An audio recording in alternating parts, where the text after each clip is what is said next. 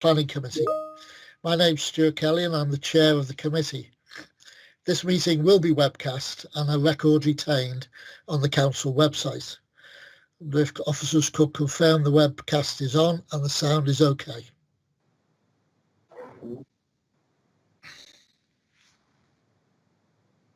Sound is okay. Sounds okay, thank you. For those people at home who are viewing the webcast, if you look above the meeting, you will see a resources tab. Select this and the link to the agenda will appear on the right-hand side. This will then enable you to open the agenda reports as PDF documents and follow the discussion. My role is to ensure that the committee runs smoothly, having regard to procedure, behaviour and ethics. To explain who are with us online: planning officers, a highway engineer and an environmental health officer. They will present the applications and provide any technical advice that may be required. The council solicitor. He will give advice to the committee on procedural and legal matters that may arise. There is also the minute taker and of course IT support. The elected members will consider the applications and collectively make the decisions. Voting will be by roll call. Each application will be introduced by the planning officers. Where there is a qualifying petition of 25 signatures or more, I will invite a representative of the petitioners to address the committee for 5 minutes. I will then invite the applicant or their agent to address the committee for 5 minutes. Statutory and local consultees may also address the committee. Ward councillors can also address the committee. Once representations have been made and following any questions of clarification from the committee, the Speaker may not participate in any debate that follows within the committee. The application will then be open to debate and discussion by members of the Planning Committee, and we will then make a decision on the application. When making decisions, members may only have regard to material planning considerations. It is a matter for each member individually to balance these considerations and to decide what weight to give them. Members will also have regard to local planning policies and to the National Planning Policy Framework and Guidance. Members of the committee must not predetermine any matter which comes to the committee for decision. However, it is permissible for committee members to be predisposed towards a particular outcome with regards to an application, provided they don't make up their minds on how to vote before formally considering the application details, listening to presentations and the full debate at committee. Members must have listened to the debate and considered all the facts before deciding whether or not to move any motion. If a member is minded to put a motion to the committee, it is good practice to first seek advice from planning officers on the wording of a potential motion. The order of tonight's agenda will be varied. A reminder then for members, keep your microphone muted and your camera off until called to speak. Please ensure that the chat function is accessible to you. Indicate that you want to speak by typing your request into the chat function. Turn on your camera and microphone prior to speaking. Turn them off again when you have finished. When a vote is to be taken, the solicitor will call your name. We now need to just check all members are present and that their equipment is working correctly. When I call your name, could you turn on your camera and then your microphone and confirm, please? So in alphabetical order, start with George Davis. Call me there, Stu. Yes, here, present and correct. You're first, George. Thank you. Steve Foulkes. Yes, Chair. Thank you. Samantha Frost. Hi, Chair. Good evening. Hi, Chair. Hi, Sam. Andrew Gardner. Evening, Chair. Andrew Gardner here. Kathy Hodson. Present and correct, Chair. Thank you. Mary Jordan. Yes, Chair, I'm here. Excellent. Brian Kelly. Yes, Chair, I am present. Thank you.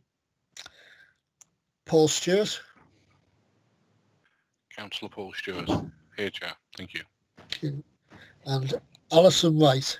Yeah. Yes, I finally made it, Chair. My microphone wasn't working, I'm afraid. Right, we're Thank here. you. Excellent. Okay, we will vary the order of the agenda. We'll go, after we've done the minutes and the declarations, we will go with item 8, Warwick Drive first, item 5, TARRAN Way next, item 6, ALDI Woodchurch Road, and then item 7, Thors Hill application, and then we'll revert back to order. So item 1, minutes of the meeting held on the 22nd of September, in front of us for accuracy. I shall just take them as agreed. Nothing in the chat. We'll just take them as agreed, thanks. Item 2, Members' Code of Conduct, Declarations of Interest. Members of the committee are asked whether they have any personal or prejudicial interests in connection with any application on the agenda, and if so, to declare them and to state the nature of the interest.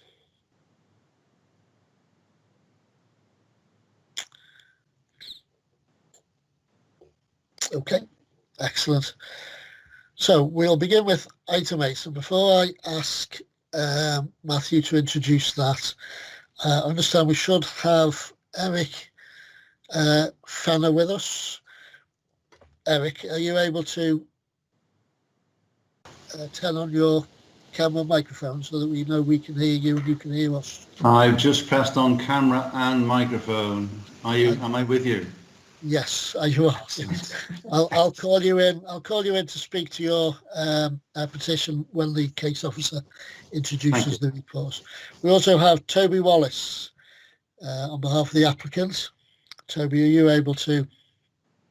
Yes. Can you hear me? Hear you. Can't see you just about. Yes, see you now. Yes. Excellent. Okay. You can hear us. Excellent. And we have Councillor Tony Jones as the local councillor. Tony, are you with us? Yes, good evening, Chair. Thanks. Okay, so if Toby, if you can turn your camera off, I'll invite the planning officers to introduce their report.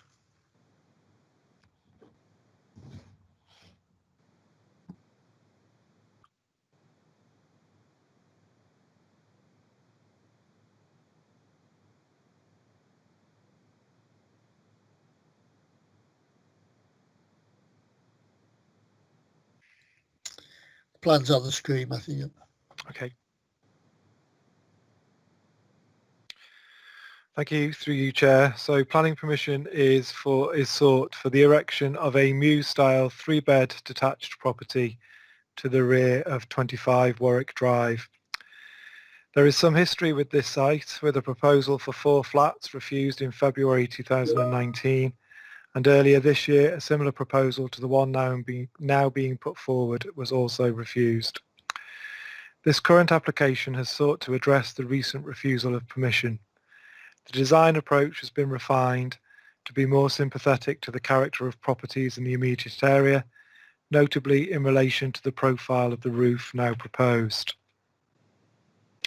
The plan that you can see on the screen in front of you, so this is the elevation to Manor Lane.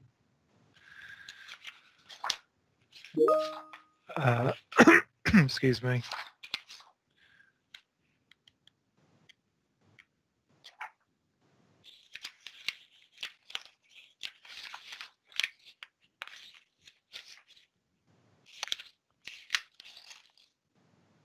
Yeah, it is Manor Lane.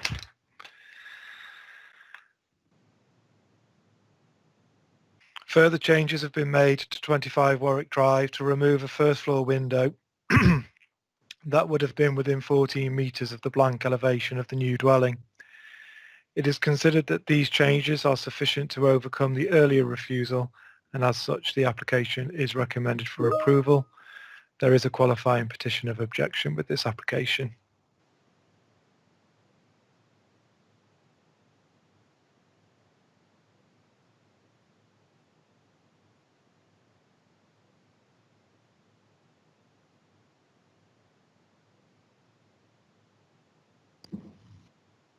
Chair, you're on mute. Sorry, doing this enough. Thank you. Okay, Eric Fenner, you're the lead petitioner. Yes. Excellent, we can see you. You have 5 minutes to address us, so introduce yourself, and I shall, I'll let you know when you have 1 minute to go. Thank you. Many neighbours and surrounding residents have serious concerns regarding this further application. There is provision for 1 parking space. However, as this house is for the occupation of up to 6 persons, it is highly likely that this will be insufficient. We have previously established that Manor Lane is narrower than the regulation minimum required to manoeuvre cars. Parking in Warwick Drive is at capacity, and additional cars will only exacerbate an already impossible situation. As for deliveries, reversing back into Warwick Drive is difficult, and the temptation to drive down to the promenade will be irresistible, a practice often seen at the bottom of the drives. This will certainly be the case with wagons delivering plant and materials to the site. On a former site visit by this committee, the driver of the council bus found it impossible to reverse into Warwick and had to drive illegally onto the prom to return and pick up the members. This will undoubtedly be the case with heavy goods vehicles delivering plant and materials, as the only exit they will have will be to drive onto the prom and up Caithness Drive. Councillors will be well aware how much the promenade is used in these times by pedestrians and cyclists of all ages, including small children. The prospect of an accident is too horrifying to imagine. For this reason alone, this application should be rejected. As to the footprint of the building itself, one of the reasons for refusal last time was the proximity to 25 being unacceptably close to windows. The simple solution to this problem is to brick them up, therefore denying tenants a view out to the garden. There will also be disruptive internal alterations to their flat, and the opening of only a small toilet window as inadequate light compensation. A further reason for rejection was the 1.5 metre proximity to the boundary wall of 23 Warwick Drive, defined as overbearing. This contravenes regulations with regard to the windows overlooking neighbouring properties. The architects seem to regard the statue as a minor inconvenience and open to manipulation. Their solution is to install obscured glass in the bedroom windows. Future tenants of this house will have no view out of the windows, out of the rooms they pay to occupy. Surely this ruse is not acceptable. Credit must be given to the architects in their efforts to address the issue regarding the protection of trees. However, on their site plan, a rare black poplar in the garden of 20 Caithness Drive is inexplicably misrepresented, both in terms of size and position. In fact, it is against the boundary wall and has a root protection area of over 9 metres in radius. This places the roots well within the footprint of the proposed building, and as they are seen to run close to the surface, excavating footings would seriously endanger both the health and stability of this tree. Assurances must be honoured with regard to this issue. The main justification for this project is that it will occupy an underused garden. But why is it underused? The reason is because access to it is denied to tenants. It is not part of the tenancy agreements and they have been told not to go into it. One told me that during lockdown he would have loved to use it but dare not and is restricted to his flat. This is designed to justify a contrived position. In fact, given the conditions we are in, we are all living under, to deny people a private open space is an act verging on inhumanity. Ladies and gentlemen, feelings in the area are running high with regards to the haphazard overdevelopment of green space gardens which are to be sacrificed on the altar of profit for already wealthy property companies.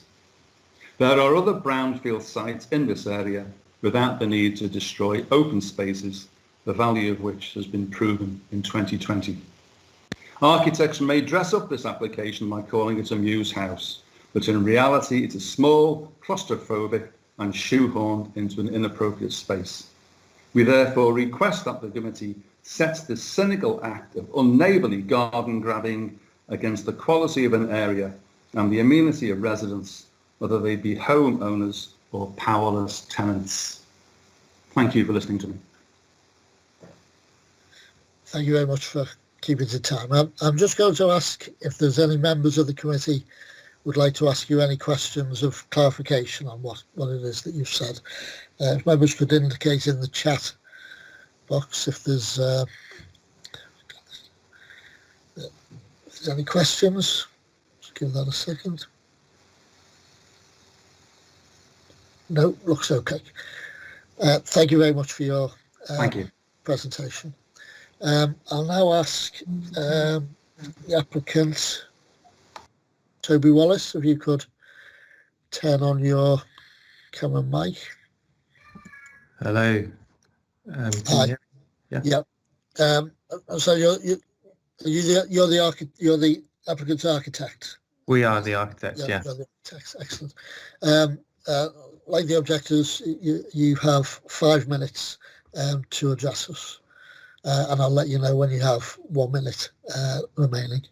Okay, thank you. So essentially what I'm going to run through is firstly the use of the site. It's residential. It's deemed acceptable by the planning authorities on the basis that it's a residential area and it's appropriate therefore. It is an area with existing facilities and services that can support additional housing and is considered to be a brownfield site, which is ripe for development and therefore a suitable site to meet the local and national needs for additional housing. This is quite important, and I think the council appreciates the need for smaller sites to make a contribution, not just the larger sites, for additional housing. The solution itself is is designed to meet space standards and policies. It is compact in scale, largely because of the restrictions of the site, but it is actually generous in terms of its internal configuration and accommodation. And although issues have been raised there in the previous statement, I think what we've tried to do is look at previous applications and schemes and really address the concerns that have been raised by neighbours, by the planning authority, and look to try to create a scheme which meets all of these concerns and avoids any kind of overlooking issues, biodiversity issues and highways issues, which are the main kind of areas of concern. So I'll try to run through those in a little bit more detail. The previous schemes on the site have looked to extend the existing property and add too many properties to the rear of the house with too large a scale, over density and a poor quality of design. We then submitted a previous mews house scheme which was more modern in style, and this has been updated to address previous concerns about the kind of architectural style so that it now fits in more with its Victorian neighbours and its low-rise sort of back street masses along Manor Lane. So we feel that it's appropriate now architecturally and also in terms of mass. The design solution therefore responds quite sensitively to its surroundings, which I think was a fair and reasonable point, which we have now addressed. The pitched form is now central with a central ridge. Building materiality is designed to match with sensitive openings that respect and mimic the kind of neighbouring properties. As I've said, the building is modest in scale to match the kind of low-rise buildings which back onto Manor Lane and provide kind of service properties to the major houses. Highways issues have been raised, and whilst the first problem being that there's a single car parking space, this has been accepted by the authority because of the fact that it's in close proximity to good connections both by bus and train, and also to the prom with cycle networks and so on. Whilst it could be an issue having access for vehicles during construction, I think this can be addressed with a planning condition, hopefully, and a construction method statement which is deemed acceptable, which might involve having management of vehicles as they enter the site to ensure that they can manoeuvre successfully, and maybe even a restriction on the size of vehicles which enter the site. But this feels like something we can potentially address in the same way that we've addressed other issues which have been raised previously. You have 1 minute. Okay, thank you. Overlooking has been raised as an issue, and we've addressed this by obscuring rear windows, but then offering a view to the front towards the river. So the rear bedroom does actually have an outlook, and that was an issue which was raised previously. From an ecology point of view, there's no bat roosting, breeding birds or priority species on the site, and therefore it's considered acceptable from planning point of view. It's also important to consider sustainability, particularly at the moment, to support the local economy in terms of the construction programme, but also increasing density in an area like this where there's existing communities and a sustainable community of facilities, shops, schools, transport links, etc. It feels like an appropriate use of a brownfield site. The house is compact with reduced wasted space and avoids excessive external envelope. Therefore, its performance will exceed building regulations and be a compact but a flexible dwelling for the residents. Biodiversity will be enhanced by the landscape design, and the gardens will be used by the residents. National Planning Policy Framework and Wirral Council support sustainable development, which encompasses good design and widens the choice of high quality homes. Mr. Wallace, your time is up. Thank you very much. Thanks. Excellent. I'm just going to ask if any members of the committee would like to ask any questions or clarification of Mr. Wallace. A second, the chat. No, that's clear. Who's AG? Councillor Gardner. Sorry, Chair, I can't type quick enough. Good evening, Toby. Can I just ask what your definition of a mews house is? Because to me, a traditional mews house was typically a coach house, a stable house, at the back of a large property, which then had another access road running all the way along the side of it. So it sounds very nice, doesn't it? A mews house. A mews house is coming to Egremont, but really this is just a house in a back garden. So the notion of a quaint mews house, I'm a little bit puzzled by. So I wonder if you could just perhaps clear up the definition of what a mews house is. Well, I would agree with your definition, but although the site arrangement is slightly different, it is that kind of condition. So normally you would have them back to back. So you would have a coach house to the rear of a larger Victorian property, and that would be accessed via a lane. In this instance, the lane runs down the side of the house. So the two properties are sort of perpendicular to one another. But the feature of the mews house still, I think it's still a relevant assessment, because essentially it's just a mews house where you turn through 90 degrees. Thank you, Toby. Thanks for that. Can't see any other indications or questions. Mr. Wallace, thank you very much for your presentation. Councillor Jones, Tony Jones, if you could turn on your camera and mic. Thank you, Chair. Yes, Tony. Can I thank members and officers for the opportunity to speak, and can I make the following observations, please, Chair? National Planning Policy Framework states large gardens can be considered for partial development. Number 25 is a medium-sized garden, and in excess of 50% will be taken up by this proposed development. And I just ponder the question, is that acceptable? We've already heard from the main petitioner about parking and manoeuvrability. It's a major issue in Warwick Drive, and Warwick Drive's already beyond capacity, as folks know. And indeed, the last site visit pre-COVID clearly indicated that there's an issue with access in and out of Warwick Drive without actually using Manor Lane. Site traffic, because of the capacity and the size of vehicles, may well end up using the promenade as an exit to try and access another road to actually get back onto the road's infrastructure. That's undoubtedly dangerous, it's illegal, and it may well impact on any emergency vehicle access whilst that manoeuvring's taking place. It is too close to number 23, and it could be reasonably argued that building regs will not accommodate this proximity.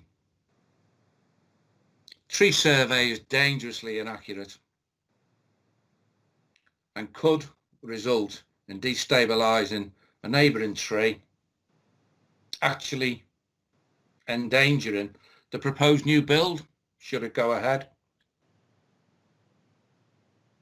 There appears to be, from what we've heard, a blatant disregard for the quality of life for the tenants in the property that's already there, if this application is progressed. And finally, the proposed development is not in keeping with the locality's character. I would urge members to reject this application, and thank you for your time, Chair and members. Thanks, Tony. I'll just ask if any members of the committee have any questions for the Ward Councillor at this point. Perhaps give it a little bit longer in case Andrew's still typing. No, that's fine. Thank you, Chair. Thank you very much.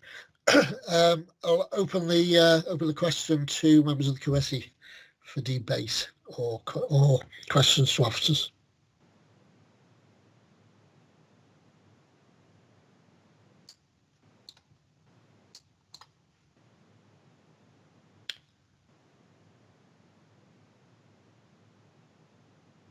Anybody? Oh, they're flying in now. Just hang on just for a second. These things pop up. Okay, so I'll go in the order that they've appeared. Councillor Frost. Thanks, Chair. And thank you to Mr. Fenner and Mr. Wallace and Councillor Jones. It's a brief point from me, Chair, but upon hearing Councillor Jones's perspective on the tenants and the quality of life, I think from my perspective, I am very disappointed to hear about the removal of residents' access to good quality light.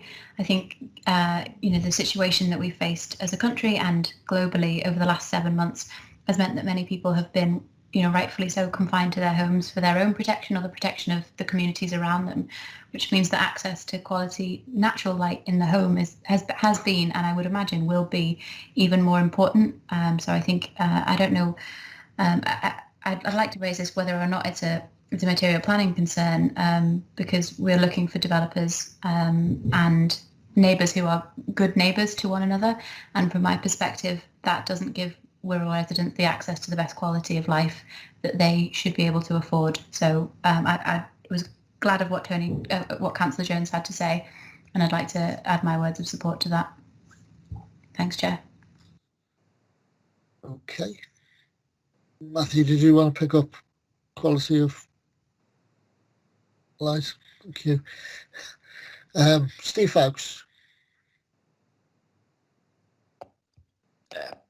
Yes, Chair. I mean, clearly this site is familiar with members of the committee who've been around a while. We've been on a site visit. I went again today to look at the site, and the first thing that sort of hits me is the surrounding area and the character of the area. And if members just refer simply to the site plan as they see it. These are fairly uniform, large gardens. Even those properties further down what is known as Manor Lane, where they would have some potential access to the rear. There's no rear garden development taking place now.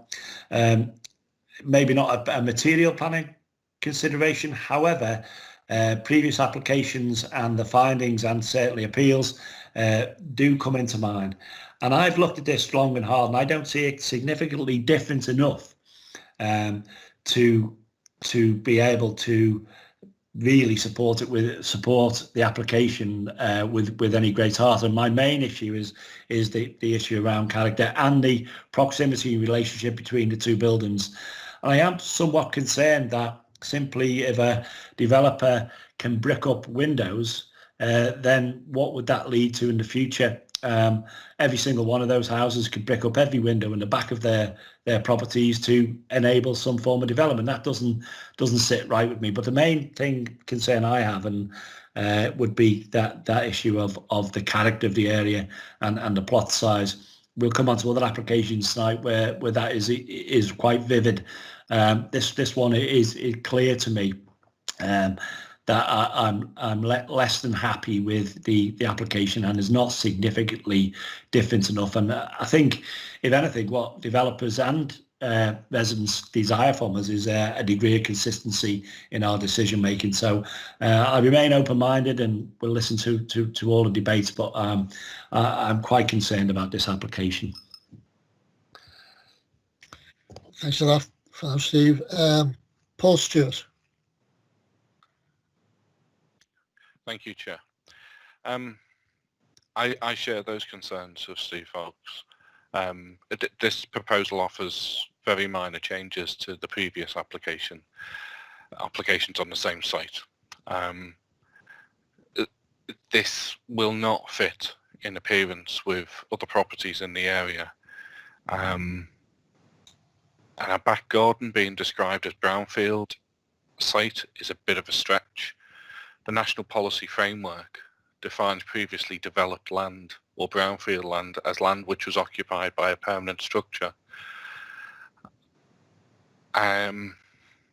This is somebody's back garden, and if this is going to be developed in this way, this will be a dangerous precedent that we would be setting. I remain open-minded to some degree, but I'm disappointed that the architect is describing somebody's back garden as brownfield when clearly that's a stretch, if not completely incorrect. Thank you, Chair. Thanks, Paul. Andrew Gardner. Hi, thank you, Chair. Yeah, I have to say I come to this with a completely open mind because I wasn't on the last committee visit there, and I don't know the road. I went down there today, and I was quite surprised, to my mind, how small the back garden was for what was being proposed.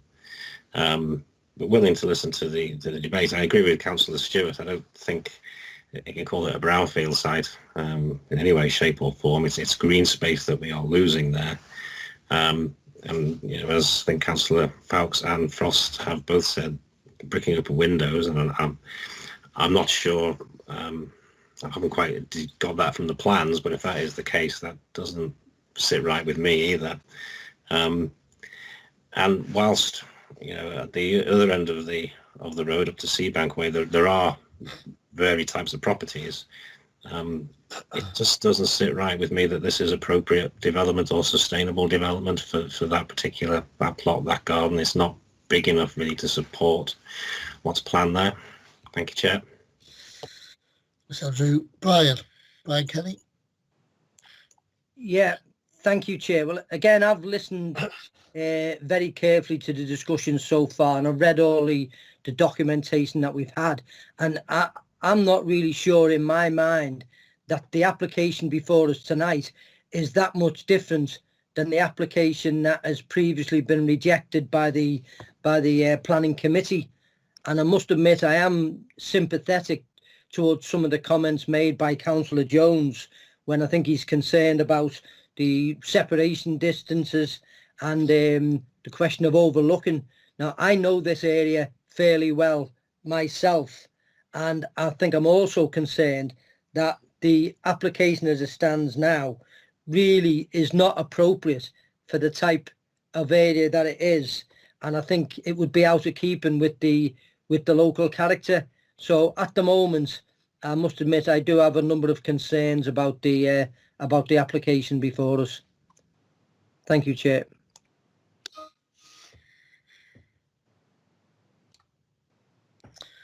Thanks for that, Brian. A few members have expressed some concern on the grounds of character. I don't know whether anybody wants to put a proposal on the table just to look at this point. Who's that? Oh, Paul, can you turn your mic on and tell us what you've put in the chat then, please? Paul Stuart. Okay, Chair. So I would like to move refusal, and that it is considered that the development proposed would introduce a form of development that would appear at odds with the local character of the area, appearing egregious when set against the prevailing pattern of frontage development with private interlocking rear gardens. Therefore, it is considered that the development does not comply with policy HS4 of the Wirral Unity Development Plan or the principles of the National Policy Framework. Thanks for that, Paul. Is there a member willing to second that? I'll second that, Chair. Okay, seconded by George Davis. Beat you to it there, George. Any other members wish to speak on the proposal that we have in front of us?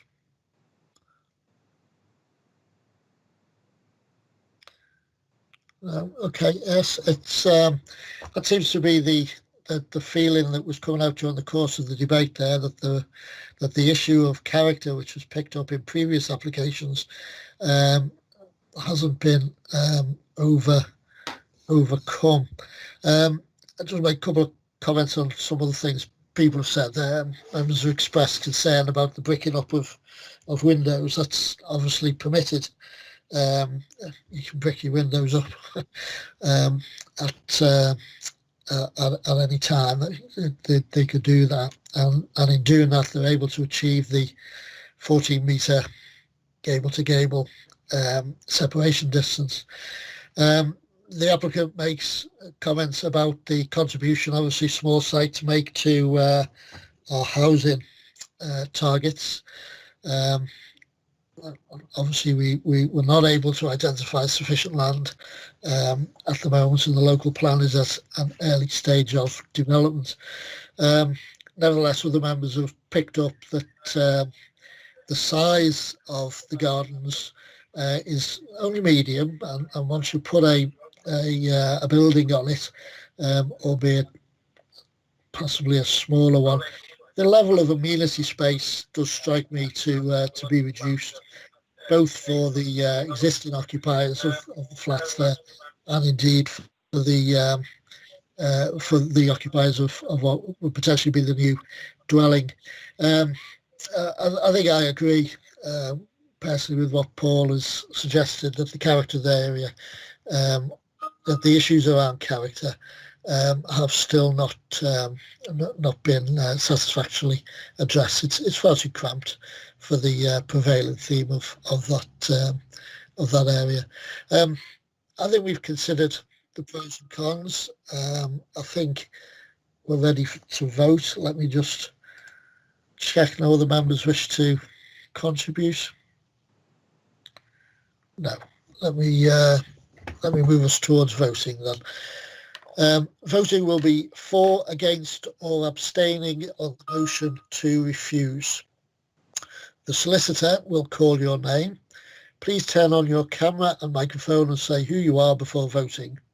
Members should only cast a vote if they have heard the planning officer's presentation and the debate in relation to this matter in full and have not had any technical difficulties during this item. In the event that you have had problems hearing the discussion, you should not vote and indicate not voting when called. If I can hand over to the solicitor then to conduct the roll call vote.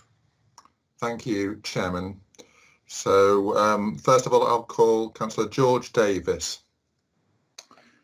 Councillor George Davies voting against. Against, yes. Okay. Councillor Sorry, Chair, Foulkes. could you just clarify what it is that we're voting on? Are we voting on my motion? We are voting on your motion, Paul. I thought I made that. Motion is to refuse. The motion is to refuse, yes. Okay. I've said that the Sorry, Stuart, I may have confused that. Yeah, I've said I'll just repeat. Voting will be for, against, or abstention. For, against, or abstaining on the motion to refuse. That's the only motion we have in front of us. Okay. I'm for it. I'm for the motion. For the motion. Yes. Thank you. Thank you. Councillor Davies, could you show your face again, please?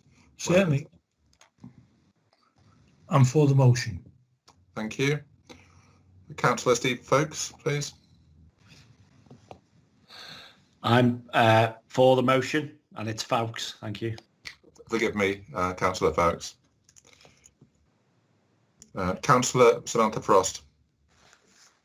Councillor Sam Frost for the motion. Councillor Andrew Gardner. Councillor Andrew Gardner for the motion. Thank you. Councillor Kathy Hodson. I'm for the motion to refuse. Thank you. Councillor Mary Jordan. Councillor Mary Jordan for the motion. Thank you. Councillor Stuart Kelly. Councillor Stuart Kelly for the motion. Councillor Brian Kenny. Councillor Brian Kenny for the motion. Thank you.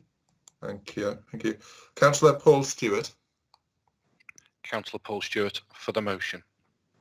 And finally, Councillor Alison Wright. Councillor Alison Wright for the motion. That's unanimous, Chairman. Thank you. That application has been refused. Okay, we now move on to item 5, which is 5 Johnson's Estate, TARRAN Way South. Okay, do we have the lead petitioner online with us for TARRAN Way? Yes, I'm here. Sorry. No problem. Yeah, I'm here. Good evening. Thank you. And we have a local councillor, Bruce. Bruce, can you hear us? Yes, yeah, I'm here, yes. Okay, we have no applicant with us. So I'll invite lead petitioner to turn back on her camera and microphone. Yes, I will. Thank you. There we go. Thank you, Chair. Thank you. You have 5 minutes to speak to us, and I'll indicate when you have 1 minute. Sorry, Chair, you've not had a presentation yet. The presentation. Shall I switch off the camera again? You better have. That's yeah. Okay. I haven't been doing this enough. Only for a couple of years. I'll now invite the planning officers to introduce their report.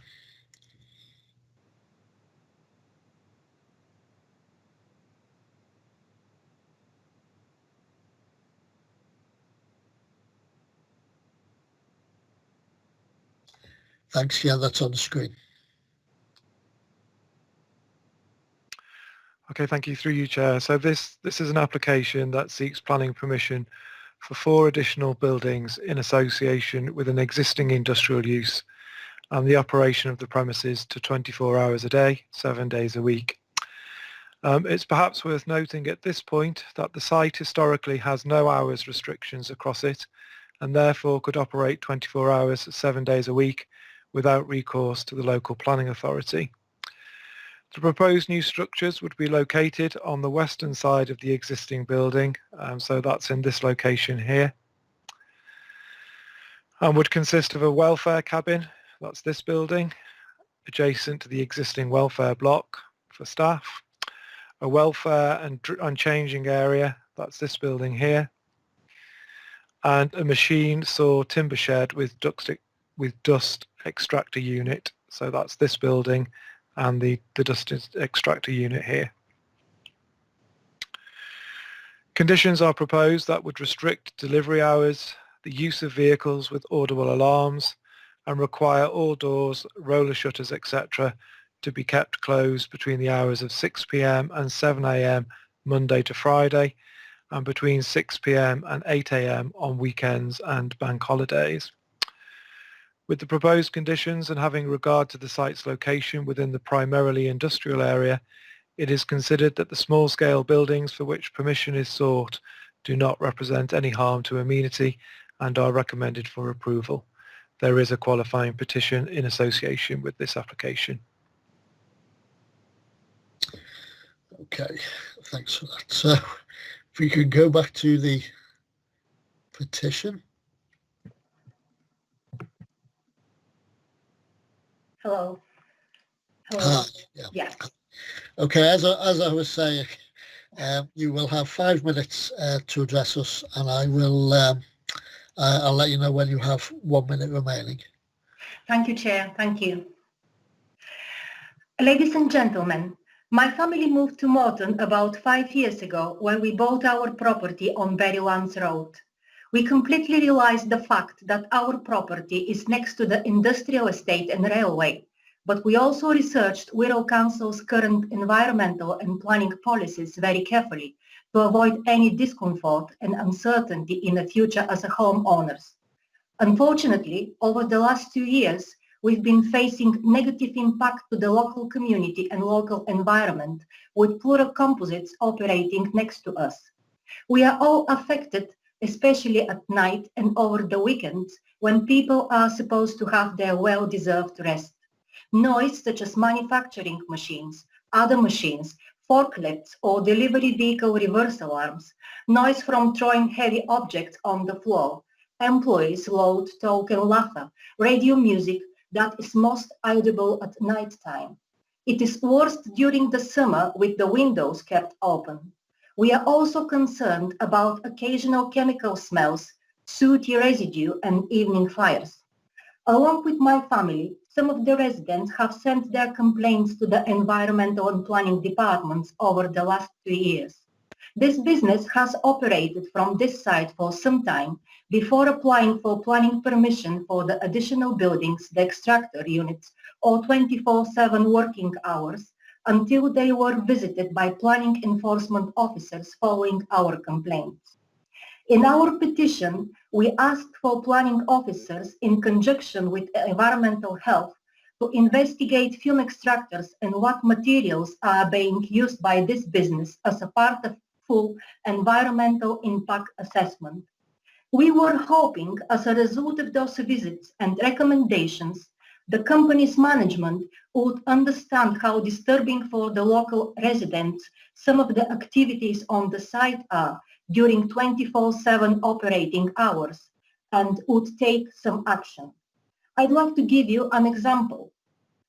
For 2 consecutive days in March, loud music could be heard overnight along with constant machine noise and people voices. On the 26th of March, I sent a complaint letter to one of the company's directors on the email, but most disappointingly, I've not received any response. But most disappointing, I think, is another fact. On my last conversation with the residents this Sunday, I received the confirmation that all noise which I described above is still on.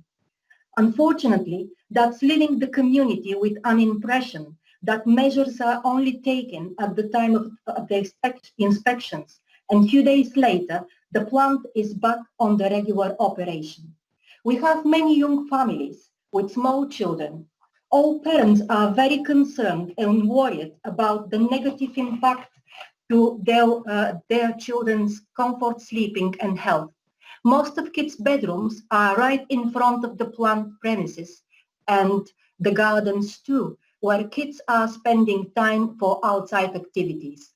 Ladies and gentlemen, I'd like to say that our community understands the Council's need for a strong economy to provide working places, paying taxes, adopting abandoned places. We couldn't be against this. But there is another side effect of this when the economy provides negative impact to the communities. Wirral Council's plan sets the Council's ambition for a cleaner, greener borough, which protects and improves our environment and urgently tackles the environmental emergency. Public services who support people when they need it. Ladies and gentlemen, you are representing the people of the Wirral who believe in you and your party's policies and manifestos, which place care and responsibility towards people and the environment, along with the economic growth. Thank you for your attention, ladies and gentlemen. Thank you very much. I'll just ask if any members of the committee have any questions that they might like to ask at this point.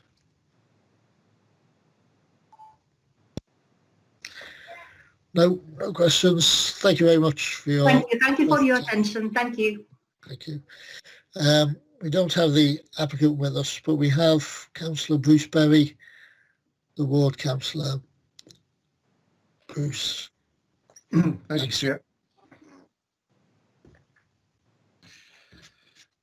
Am I okay to go now, Chair? Yes, you go ahead, Bruce. Okay, thank you. Good evening, Chair. Evening, members. If I can just give a brief rundown on the situation. Cllr Innovations started their business on the TARRAN Way industrial estate about 8 years ago. Initially, they only worked the day shift, but as business increased, they've moved to a 3-shift system, which is a day shift, 8 till 5, a 12-hour day shift, 8 till 8, and a 12-hour night shift, 8 till 8. Since the introduction of the night shift and weekend working, this has caused problems for residents due to noise, dust, smells, and on occasion bonfires. This has resulted in residents involving environmental health and the planning department to investigate these complaints over the last 2 years. The residents are particularly affected at night time and weekends. Excuse me. Noise such as manufacturing machinery, electric saws from inside the premises, hammering sounds and radios, and also noise from the yard area, stack of trucks with reverse alarms, noise from heavy objects being dropped, loud talk and laughter while smoking in the yard. These noises are most audible at night time. There are also fires that are lit in the yard, sometimes at night time. Residents have collected a 55-name petition and are asking for conditions to restore the amenity that residents are entitled to. I have been involved in discussions with planning and environmental health over several months regarding these issues, and I discovered last week that while the planning application is asking for permission to operate 24/7, this appears to be a box-ticking exercise, as Matthews previously said, because the site is currently operating on an existing historical use. So if the planning application were to be refused, the fallback situation would be to revert to the status quo, i.e. what they are currently working 24/7. This is true. If this is true, the only course of action for residents is to accept the recommendations that environmental health have asked for, which we are very grateful for, with some slight amendments by the residents. I would point out that residents have no objections to the 4 additional buildings, but would ask for a restriction on the hours of use for the electric table saw, which is housed in the wooden shed. This is due to noise levels. For a better understanding, I contacted Cllr Innovations and requested a site visit, which took place October the 8th, with myself and Colin Laidlaw, the production director. We toured the site for about 45 minutes and Colin explained the manufacturing process, and I was able to see and hear for myself the level of noise and smells. I explained the issues that residents are dealing with on a daily basis and how they are far worse at night time when sleep patterns are disturbed, and weekends when residents would like to use their gardens and have their windows open. Colin told me the company policy was for all windows and the roller shutter door to be in the closed position from 1800 hours to 700 hours the next morning. And employees are not allowed in the yard during these times. I told Colin, residents are telling me this is simply not happening. He told me that stacker trucks with reverse bleepers are also prohibited in the yard from 1800 hours to 700 hours the next morning. Again, residents would dispute this. If this were to become a condition, we would like this extended to cover weekends and bank holidays. While we were in the yard, I asked Colin if he could operate the electric table saw, excuse me, which he did, and I commented on the noise level, which was quite high. Colin said this saw is only used during the day shift, hence our request for the added condition for use of the saw only during the day shift. Excuse me. I thank Colin for the visit, and we agreed to keep in touch to address other issues in the future. The following Sunday, Mrs. Maskamova, who's just spoken, and myself visited residents who had signed the petition to ask had the situation improved. Unfortunately, the answer was no, and in some cases things were actually worse. The residents would like the planning committee to act upon the recommended conditions proposed by environmental health, excuse me, while also considering our additional proposals in the interest of amenity. In summing up, I would like members to bear in mind the distance between residents' homes and the factory site. 55 metres is not a lot of separation distance, with only a train line separating the two and the roller shutter door facing directly onto residents' rear gardens and bedroom windows. Stacker trucks with auditable reverse alarms operating on the perimeter of the yard will be considerably closer to properties than the stated 55 metres. If production levels increase as predicted by Cllr Innovation's senior leadership team, additional shifts could be added to the matrix.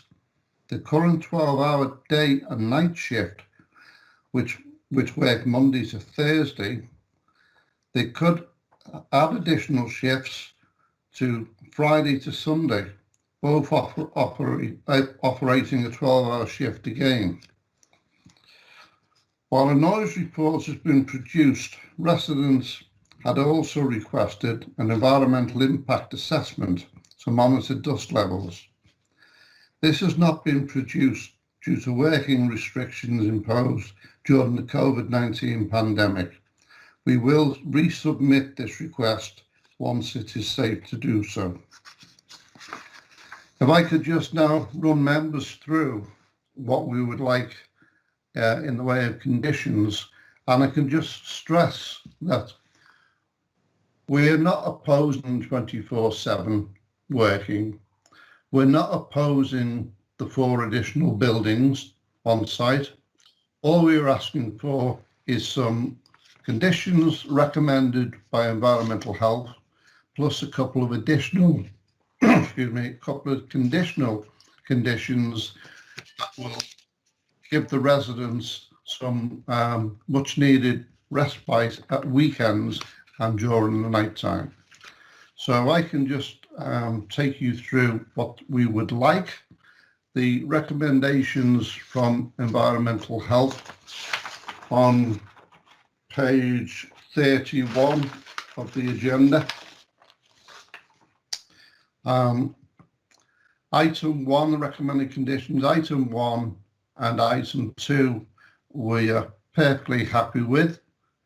Item 3, deliveries shall be taken at or dispatched from the site only between the hours of 800 hours and 1800 hours, Monday to Friday, and 0900 hours and 1700 hours Saturday, and not at any time on Sundays or bank or public holidays. We're quite happy with item 3. When we come to item 4, there shall be no use of vehicles requiring the operation of auditable reverse alarms within the site before 0800 hours and after 1900 hours Monday to Friday. This is the recommendation from Environmental Health, which we are perfectly happy with. We would like the committee to add the following: and no such vehicles Saturday, Sunday or public holidays. On item 5, as recommended by the Environmental Health, all doors, roller shutters and windows shall be in the closed position up to 0700 hours and after 1800 hours Monday to Friday. What we would like adding to that is, and weekends and bank holidays, as per the recommendations on page 21 of the submitted noise report. And if I can just quote that to you, this was the independent noise report that was carried out on site. And the recommendations are the numerical assessment has demonstrated a likely adverse impact during the daytime weekend period. As a result, it is our recommendation that the roller shutter door remain closed throughout the entire weekend period. So we would ask for that to be added as well, please. And the final recommendation we would like the committee to consider is the electric table saw located in the small wooden shed should be used only between the hours of 0700 hours and 1800 hours Monday to Friday. And the reason for that, as I explained earlier, is that the site director told me that this is the case anyway, that it's only used during the day shift. We're not looking to close down production in any way. The facility would still be able to produce 24 hours a day. The only restrictions we're looking for is to restrict movements in the yard and to keep the roller shutters down. That would include weekends and bank holidays. And I would like to thank the committee for listening. Thank you. And I'm happy to take any questions. Thanks, Bruce. Cathy Hodson has indicated she wants to ask a question. Yes, I'd like to ask Councillor Berry. I think you went on the site visit to the actual site and listened to machines in operation, which might be standing next to them. But did you visit any of the objectors' homes to ascertain the noise level from that distance, which is, 155 metres away from the operation? Sorry, Cathy, you're breaking up a little bit. Sorry.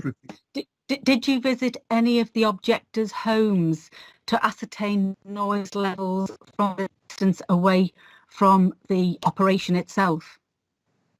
On the day when I visited the site? Well, any day, just to ascertain, because obviously if you go to visit the site itself, it's going to be noisy. Yeah. But if you're 155 metres away across the other side of the railway track, what is the noise level there? Did you determine that at all? No, I didn't. No, I didn't. No, I haven't done that. But I've spoken to residents on the last weekend, and residents are telling me that it is extremely noisy, and also there's the suffering from dust in the dust particles there, and also they're suffering a lot of smells as well. But I mean, we will address that at a later stage. It's the noise levels that we're interested in at the moment. There's just one other question, Councillor Berry. Where you've requested the additional conditioning for the roller shutters to be kept down during the day, at the weekend and on bank holidays, would that mean that workers would be having to work in artificial light during the daytime if the roller shutters are down? Not that I'm aware of. At the moment, they are down from 6 o'clock at night till 7 o'clock the following morning. Yeah, I'll ask Matthew to, because the reason I'm asking that is that when the roller shutters are down at night, you couldn't work with the roller shutters down without electric light at night time, whether the roller shutters were up or not, because it's dark outside. But I'm just wondering what the work conditions would be for those people that work in those buildings if the roller shutters are kept permanently down during the day at the weekend. I mean, I haven't been to the site like you, so I don't know what the conditions would be for people working there. I just want to know that if you were to condition, and if the committee were to agree to a condition, that we were not adversely affecting the mental and physical working conditions of people working there. Okay, I understand your point. Yeah, thanks, Bruce. If I could direct that question then to Matthew when appropriate. Yes, I'll ask Environmental Health to make contribution too. Andrew Gardner, you have a question for... Hi, thank you, Chair. Good evening, Bruce. Is it 155 metres that you've said from the proposed development area to the train track? 55. Or to the Palace back garden? To the train track? 55. 55 metres? 55 metres. To the train track. And then you've got the train track. Some of the gardens actually do look quite long. Is there any screening there? Is there trees to screen both sides of the track or anything like that? No, there's the railway line. There are some trees, but they're not particularly big, heavy trees, thick trees. And what I would say is that it's 55 metres from the roller shutter door to the nearest property in Bramble Way. But if you were to look at the site plan, which is you have in front of you, I take it. I don't know if Matthew can put that up on the screen on page 27. But if you look at the site plan, if you look to the yard area, at the extreme edge of the yard area to the west and also to the east, if these stacker trucks are actually operating in those areas, they're a lot closer to the properties than the measurement that was taken from the roller shutter door to the nearest property.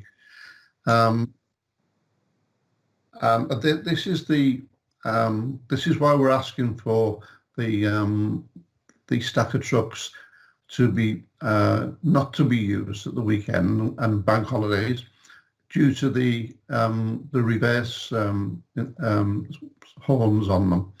Obviously, when they're up and down all day long, they're constantly bleeping, and people just can't use their gardens in the summer and can't have the windows open. Okay, I appreciate that, Bruce. Does the saw that's going in, is that going into a soundproofed unit? Well, it's in a wooden shed, which is a soundproof unit, but when it was demonstrated to me, the doors were open.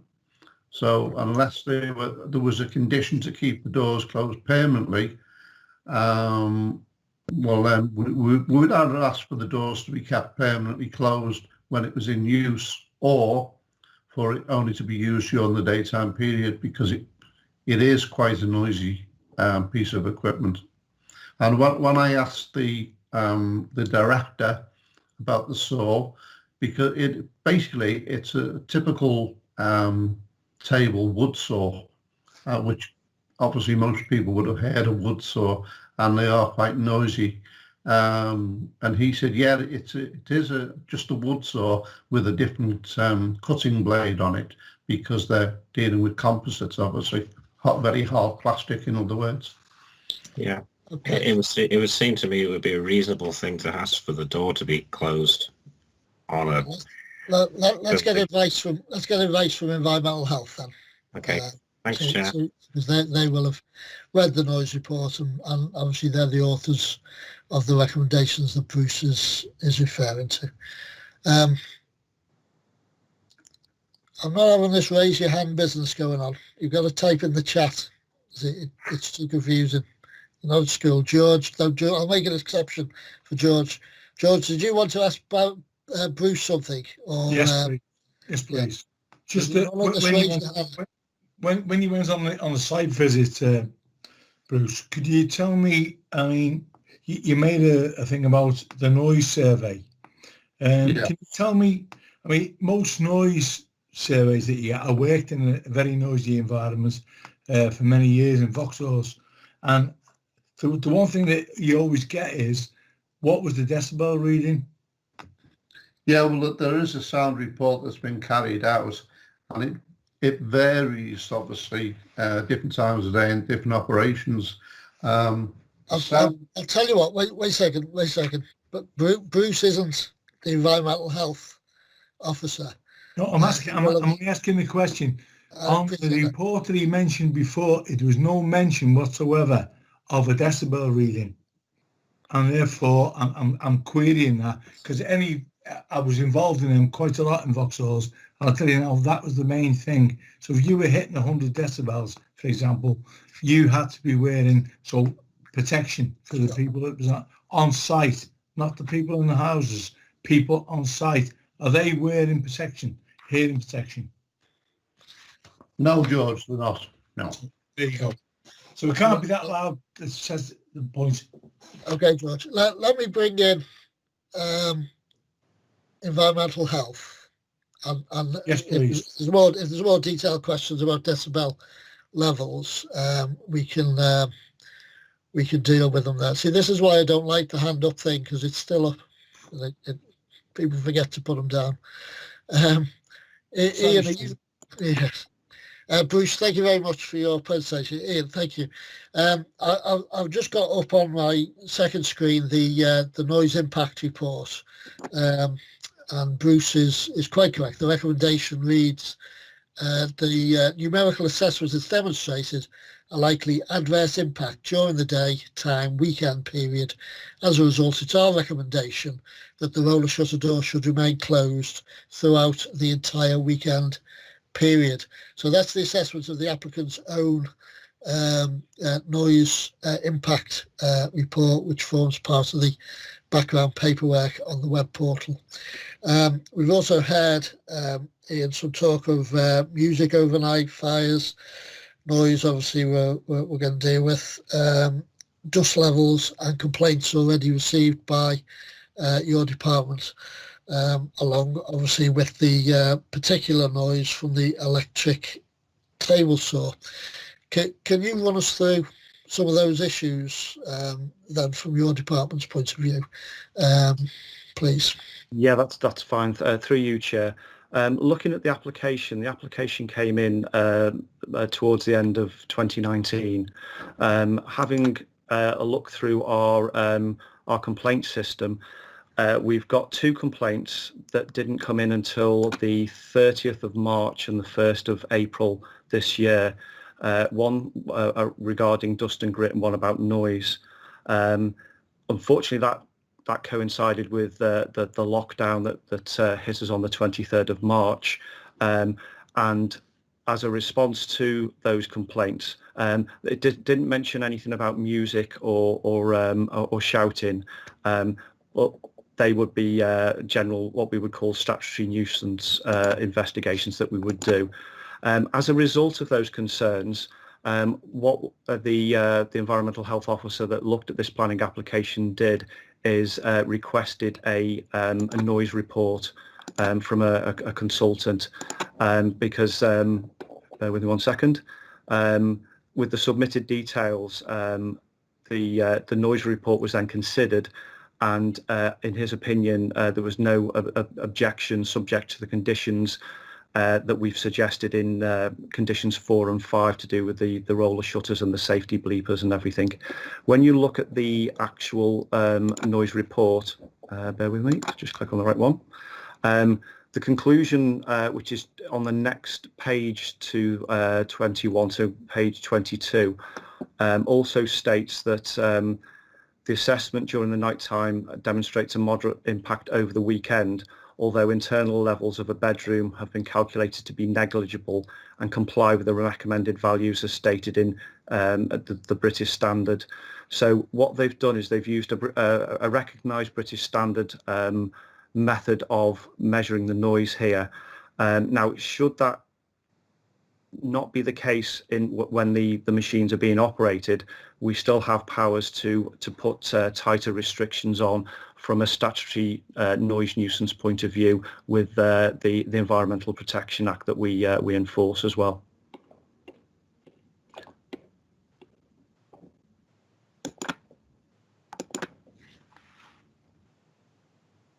What I can say as well is that due to the lockdown situation, those complaints that we received in, let's call it the beginning of April, we haven't been able to judge nuisance because we would have to be within the person's property to judge nuisance. It's not from outside the property or from the yard. It would have to be from an assessment from that person's enjoyment and detriment to the enjoyment of their property. If there are complaints still ongoing, then we will quite happily go out there and go through the normal statutory nuisance procedures to assess that. Okay, thanks for that. Open for questions or debate, members. Kathy? Thank you, Chair. My question is to Ian, the environmental health. Basically, if the conditions that are before us are approved on the basis that you haven't been able to go inside a resident's house to ascertain noise levels from inside a house, so in the absence of that, we can only judge what the impact report and what you state. If we accept the conditions that are attached, if at some point there is a further request by a resident that the noise levels are too high, that you could go and visit inside, that you can then in any case amend the conditions that are here tonight to make them more, to make them to the extent that Councillor Bruce Berry has requested.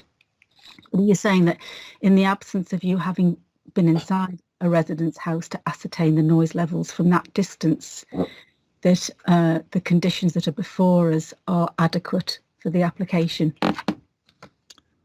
Thank you. Through you, Chair.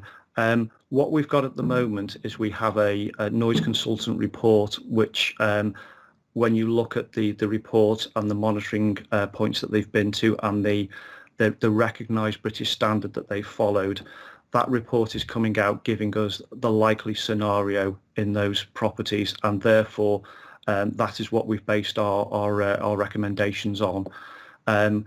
With regards to should there be issues if this should this application be agreed, then what we have is it wouldn't be a case of us going back and changing these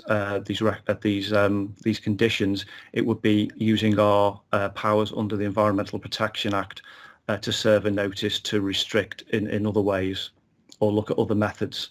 So that would be totally separate to the planning application that you have before you today. Okay. If I could just say then, Chair, so does that mean, Ian, that the end result would be the same thing in effect? Yes, as I say, if any sort of monitoring established a statutory nuisance, we would then look at the ways that we could restrict or mitigate that nuisance, and that would be through the serving of a notice requiring actions to be taken. So there are adequate channels for residents to appeal through for reducing noise levels if in the future, following complaints and a visit, that was deemed necessary? Yes, yeah. At the moment, you've got 24/7 anyway. So if this wasn't coming through planning and we had received a noise complaint, that's how we would be dealing with it. Yeah. Okay. Could I just make what I feel is an important point? Yeah, I was just going to ask you about the role of the planning system in controlling some of these things, Matthew, whether it's appropriate. I think what the point that I want to make, which I think is important and key here, is that this site is currently uncontrolled, and this application, although it references 24 hours, 7 days a week, the site and the building in question can operate 24 hours, 7 days a week as it currently stands. So essentially what we're looking at for this application is the 4 additional buildings, not the main building at present. So the conditions that are listed on page 31 actually introduce protection for residents that are not currently there at the moment. And I think we have to accept that this is an industrial estate and it's an industrial use that predate the houses. And we've been careful in consultation with our colleagues in environmental health not to put anything on there that's too prohibitive in terms of the continuation of the business, and also having regard to the fact that it's currently uncontrolled. I think that there's a point and an argument to be made around restricting the machine saw timber shed that that Councillor Berry has mentioned, and I've got a condition to add to that. But I think, as Ian has set out, there are other measures that are available to the council outside of the planning system that will control statutory noise nuisance, and I don't think that we should be using the planning system to do that. Okay. Okay. Any? Oh, Kathy. Yeah, Kathy, put a proposal in front of us then. Through you, Chair, I just move approval as per the report that Matthew has stated and his comments now with regard to the application, that there are other avenues with regard to noise levels and pollution that the residents can use, and that the planning committee isn't used incorrectly for the purpose of noise and pollution levels. Okay, thanks for that, Kathy. Paul Stuart. Thanks, Chair. Yeah, I just want to second what Kathy Hodson has just said. There are measures that are available to residents and ward councillors outside of planning decisions that can help with the concerns that have been raised here this evening. And I'm happy to second Kathy Hodson's move. Okay, thanks, Paul. Steve, Foulkes. Well, yes, Chair, and it's not anyone's fault or residents' fault. Very often when a planning application comes forward, irrespective of where it is, it becomes the focal point for what is an existing problem. And clearly the residents have an existing problem. Yet we have not been made aware, and Bruce didn't mention that there's been a petition against the noise prior to the planning application, which, if you put it in that sort of sense, we've become the focal point of what may be an issue. Now, working in industry myself, there is always this boundary between where industry ends and residential begins. There's a railway line that clearly defines where that barrier is, and no one's suggesting that we would complain about railway train noise because, you know, it's such and so on. But I believe there is an issue there, and it's within the interests the employer, of the applicant, to get their act together, because we do have the powers in the future, if they break the law, to impose fines and to put even heavier restrictions on them. So the planning application has become the focal point of what is currently something exists. And Matthew and everyone is quite right. The planning committee is not that area. Out of the planning application, we seem to have got some better conditions that were never enforceable or weren't even there. So my view is that actually the planning application has helped residents in a perverse sort of way. And we should, as Kathy and Paul said, move approval. I believe Matthew was talking about some slightly extra conditions, all in favour of that. And then obviously the story will go on from there. But there is that always going to be that interaction where industry stops and residential begins. That's the nature of the world, I'm afraid. And I think, I think we've done everything within the planning system to ensure residents are better off at the end of the application.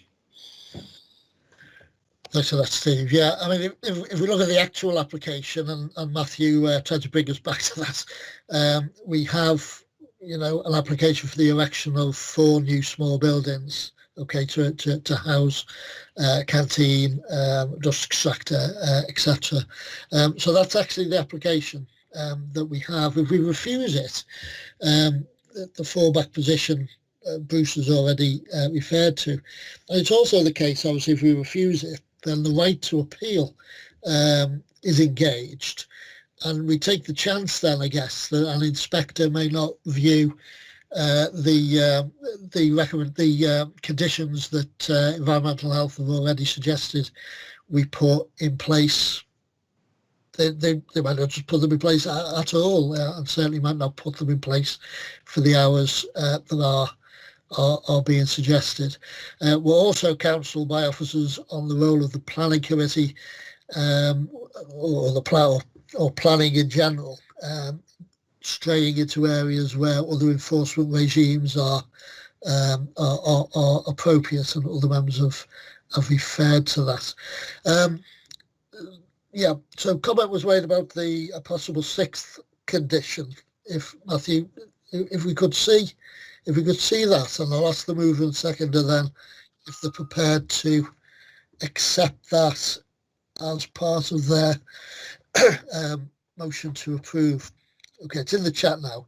So new condition 6, the machine saw timber shed shall not be in use before 7 hours and after 1800 hours, Monday to Friday, and before 800 hours on weekends and bank holidays, in the interest of amenity. So Kathy and Stuart, are you prepared to accept that addition? Yes, I'm happy to accept that condition. Yeah. And Paul has indicated also. Yes, I'm happy with that, yeah. Thanks. Okay, so we have a motion to approve. There's no further indication more people want to speak. Okay, we'll vote on this then. Voting will be for, against, or abstaining on the motion to approve. The solicitor will call your name. Please turn on your camera and microphone and say who you are before voting. Members should only cast a vote if they have heard the planning officer's presentation and the debate in relation to this matter in full and have not had any technical difficulties during this item. In the event that you have had problems hearing the discussion, you should not vote and indicate not voting when called. Thank you, Chairman. So Councillor George Davis, how are you voting, please? Councillor George Davis, voting approve. Voting for. Thank you. Yes. And Councillor Steve Foulkes. Councillor Steve Foulkes, voting for. Thank you. I'm glad I got the pronunciation right. Thank you. Councillor Samantha Frost. Councillor Sam Frost, voting for. Thank you. Councillor Andrew Gardner. Councillor Andrew Gardner, voting for.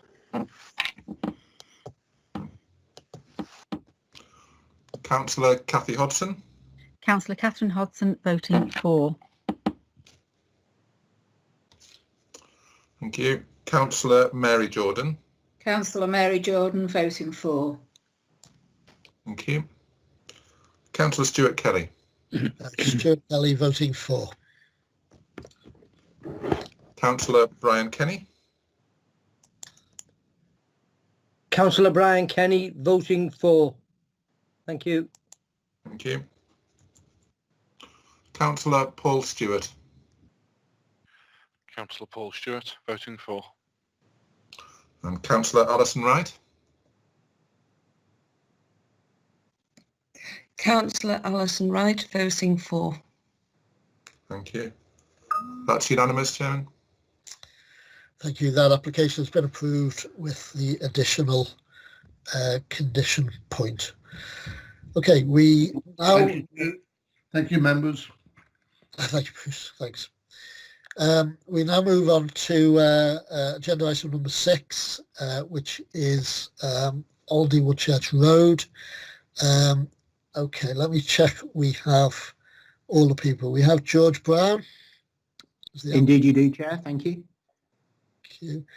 And we have Councillor Alan Brain. Do we? Yes, I'm here, Chair. Excellent. Chris Cook, did you manage to get online?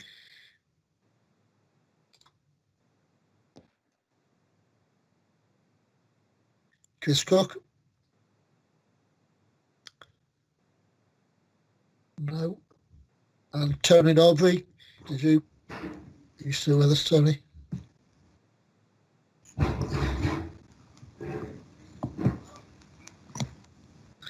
Okay, we've lost Chris and Tony, have we?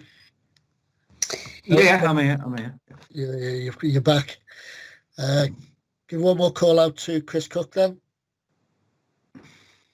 I think you might have to press 6, Councillor, on your keypad.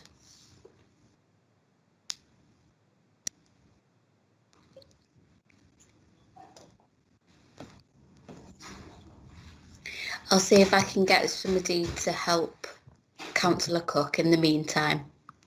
Okay, I think we can probably safely move on from that. So, Mr. Brown and Councillor Norbury, if you can turn your cameras off, please. I'll ask the planning officers to introduce their report, and then I'll bring in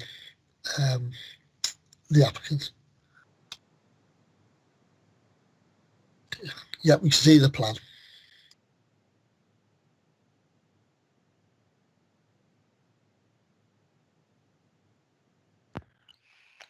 Okay, so this is a planning application that seeks permission for the demolition of the existing buildings and the redevelopment of the site with a new food store, together with associated car parking facilities and amendments to access, servicing and landscape arrangements.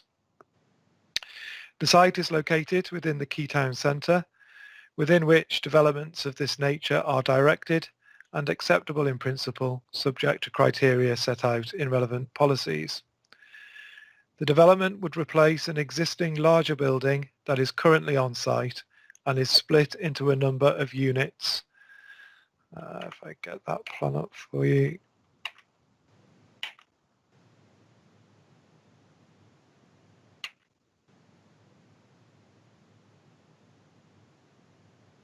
Okay, so this is the existing site plan. So there are 4 units on the site, a Home Bargains at the top, in the middle, a Vets for Pets down in the bottom left-hand corner, an existing Aldi food store, and an existing Aldi warehouse. The Home Bargains and Vets for Pets would be lost as part of the new proposals, and the new Aldi store would result in an external floor area of some 1,880 square metres, which would be marginally smaller than the existing Aldi food store and warehouse units combined. Some concerns have been expressed about the loss of Home Bargains and Vets for Pets from the site, but these are not planning reasons for refusing the application. Leases on both these units are outside of the control of planning, and it's been confirmed that these leases are due to expire next year and are not up for renewal. 94 car parking spaces are presently on site. This would increase to 125, including provision for disabled parking, parent and child parking, and motorcycle and bicycle parking.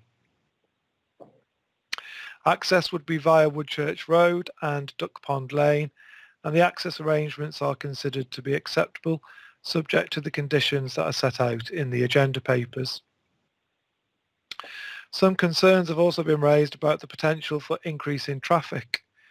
Whilst it's true there will be an increase in parking spaces across the site, it's considered the redevelopment of this site is unlikely to result in increased traffic, as trips to Home Bargains and Vets for Pets will be lost from the site. The design of the new store follows the ALDI model and would improve the appearance of the site in terms of a new modern building replacing the existing older structures. Excuse me. A contemporary mix of cladding and glazing is proposed, and the design of the proposals are considered to be acceptable. As I said, the site is located within the key town centre, and these proposals represent an opportunity to redevelop the site with a high quality design and replace retail units that offer little, if any, design quality in the local environment. The proposals are considered to be compliant with planning policies located in the key town centre and providing a redevelopment opportunity that will enhance this part of the town centre. The application is recommended for approval. There is no petition in association with this application. Okay, thanks for that. Then we'll have the applicant before the ward councillors and a joining ward councillor. So the applicant is, what's that piece of paper? Mr. Brown, Excellencies. Okay, so if you could address us, you have 5 minutes, and I'll give you an indication when you have 1 minute left. Thank you, and good evening, Chair, councillors and the public. I'm George Brown, ALDI's Property Director. We very much welcome the recommendation of your officers to approve the application before you, which would see a much needed investment into Prenton's High Street and would be a sign of confidence in the town at a time of great uncertainty. I'd like to start with some background to the site and provide some context to the application. We acquired the former QuickSave site back in 2007, subdividing it into units to accommodate Home Bargains and Vets for Pets on a fixed term lease, although we were unable to get any tenants in the remaining space. Given our range and format at the time, the space in the store was restricted and the product range was more focused on ambient goods, much of it sold on pallets. Since 2011, our business and grocery offer has gone through a transformation. The new store format is almost unrecognisable from 10 years ago, as you'll know from our store in Bromborough. The product range has been completely overhauled with a significantly greater focus on fresh goods, which require refrigeration and therefore take up more space. We're now attracting customers in record numbers, and therefore we need wider aisles and more tills to accommodate this demand, particularly at times of social distancing. The existing store is an operational nightmare. It's got small, tight aisles, restricted space for new products, and has a warehouse so small that actually we use the empty space next to Vets for Pets for our back stock. It's not the experience we want for our customers or our staff in Prenton. They deserve better. We've looked into a number of redevelopment options for the site, but there's no escaping the fact the building is 50 years old and is beyond its design lifespan.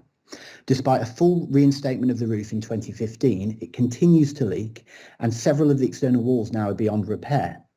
There's no financially viable way to retain the existing building, and it's got to be demolished either way.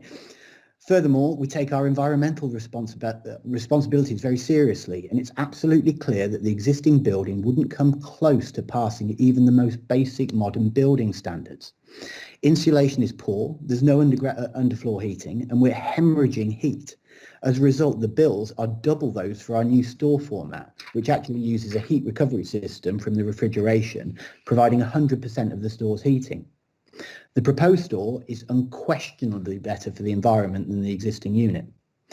You'll be aware that Vets for Pets and Home Bargains occupy the two neighbouring units on a fixed term lease which expires in April next year. ALDI owns the site, and as a freeholder, we're not renewing those leases to either operator, nor are we obligated to. I'd point out that at no stage has there even been a request to extend those leases from either operator. To be clear, this is a commercial issue and can't be a planning consideration. If the application were refused on this point with no grounding in planning law, we would appeal and seek costs, which our officers have conceded we would win. But with regard to vehicle access into the site, we've proposed a new left-in and left-out arrangement from Woodchurch Road. It provides improved movement for vehicles, it takes pressure off queues at the junction with Duck Pond Lane and reduces queuing time. The car park routes are wider and the width of the spaces has also been increased to allow for wider cars and easier access. Any claims that the redevelopment would lead to more traffic are clearly not grounded in common sense. There'll be one operator on the site rather than three. We're not seeking to attract more customers, we're trying to provide a better experience for our existing customers. As a town centre site, the proposal complies with the principle of development. Also in the context of the wider town centre, the scheme brings considerable benefits. At the moment, there's no active frontage from ALDI onto Woodchurch Road. The proposal will open up the currently boarded up section of the site next to the parade of shops. The new store and car park will be more visible, allow pedestrians to cross through the site directly from Woodchurch Road to the park, and improve connectivity and enhance link trips with the local businesses. Crucially, this is a good news story in difficult times. The development will deliver £5 million. Thanks, Chair. The development will deliver £5 million worth of investment into Prenton, protecting the future of this key town centre where other centres are currently struggling. In the recession to come, which it clearly is, any decision to turn down £5 million worth of regeneration into a high street would be seen by locals as baffling. This development is essential to the future of ALDI in Prenton. We can't continue to operate out of a substandard store in a building which must be demolished due to its structural condition. The only way we can remain in the town centre is to deliver our standard size store and ensure a return on investment. The only alternative is that we locate somewhere else out of the town, which goes completely against the local and national planning policy. I'd be happy to answer any questions you've got, and I would very much welcome your support on this investment. Thank you. Thanks for that. I'm just going to ask then if any members of the committee have any questions of clarification they'd like to put to Mr. Brown.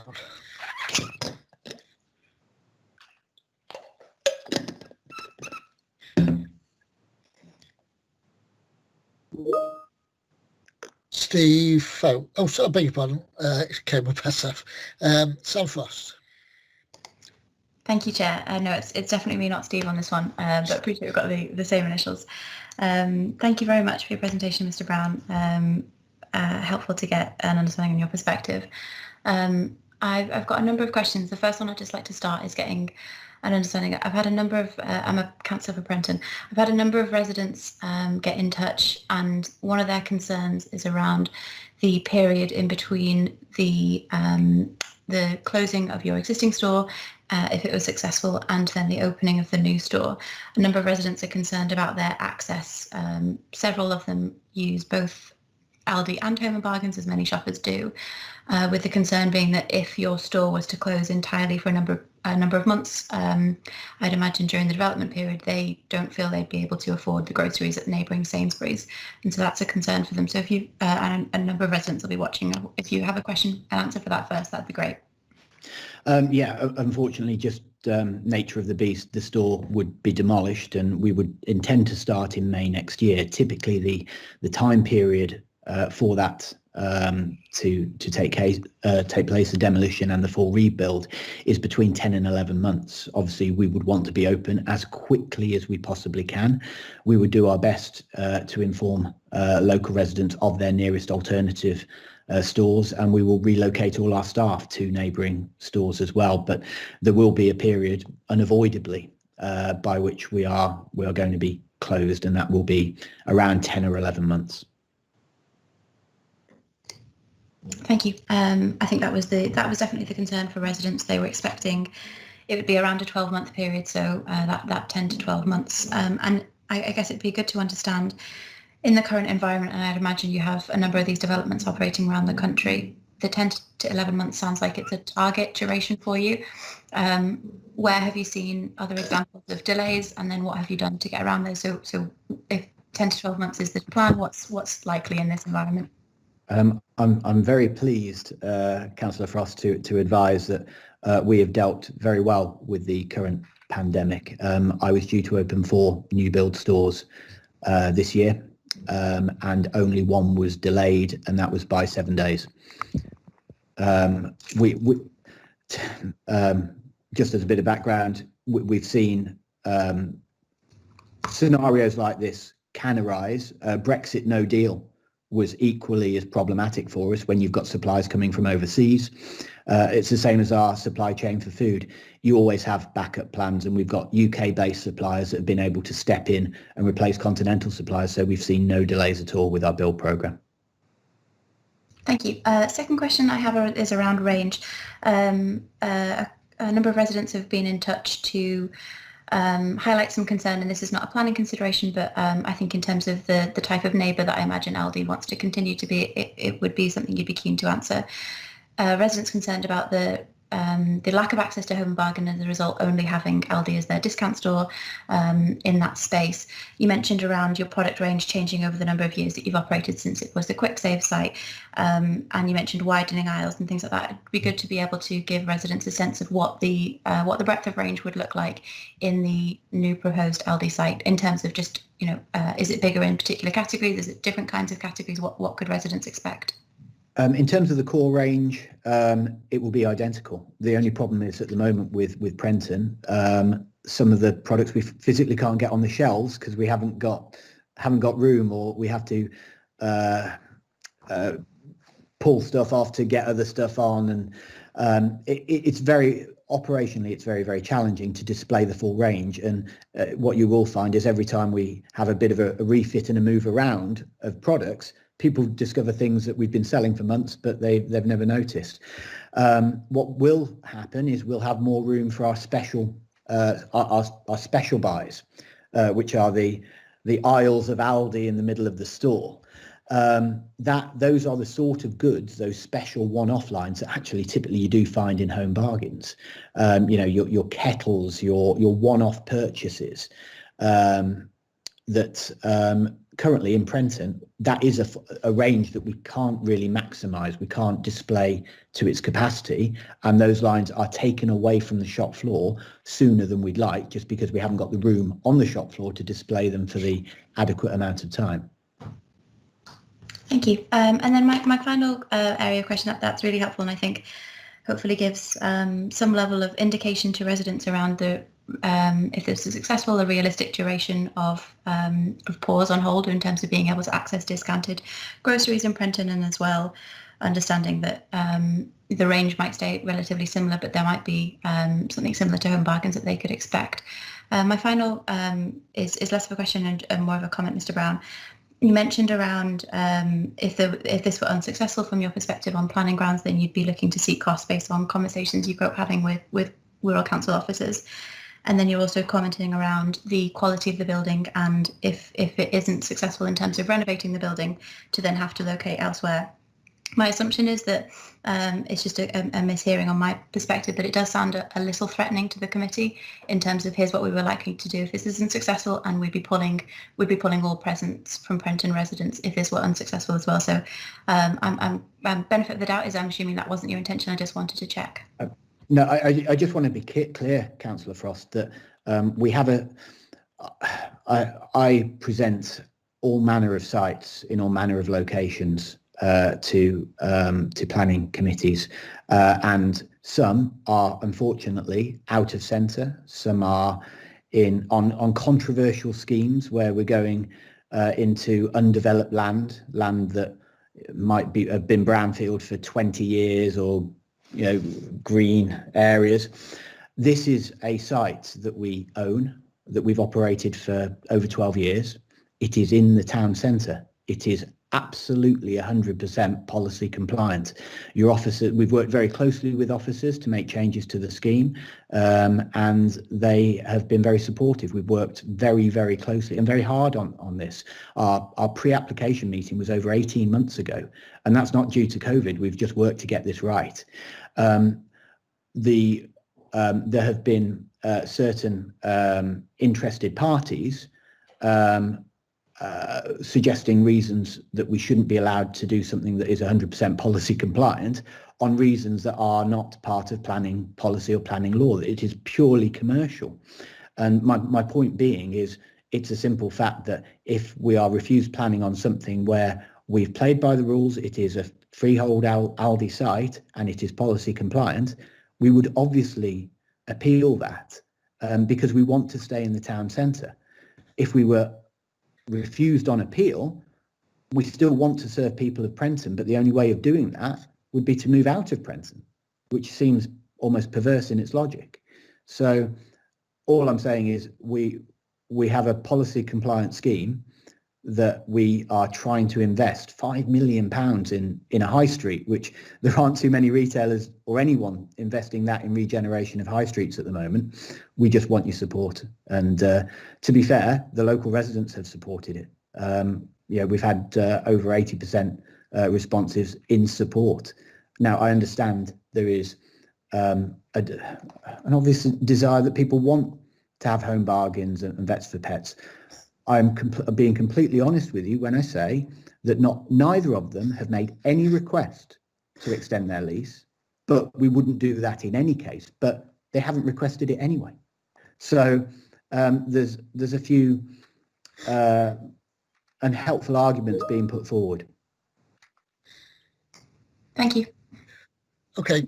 Thank you, Chair. Thank you very much.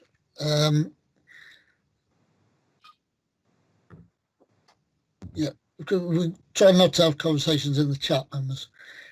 Okay, there's nobody else indicating that they want to ask a question. Mr. Brown, thank you very much for your presentations. Thank you, Chair. Thank you, councillors. Thank you. I'll bring in the ward councillor now, if I may. If Alan Brame is able to turn his camera on and microphone.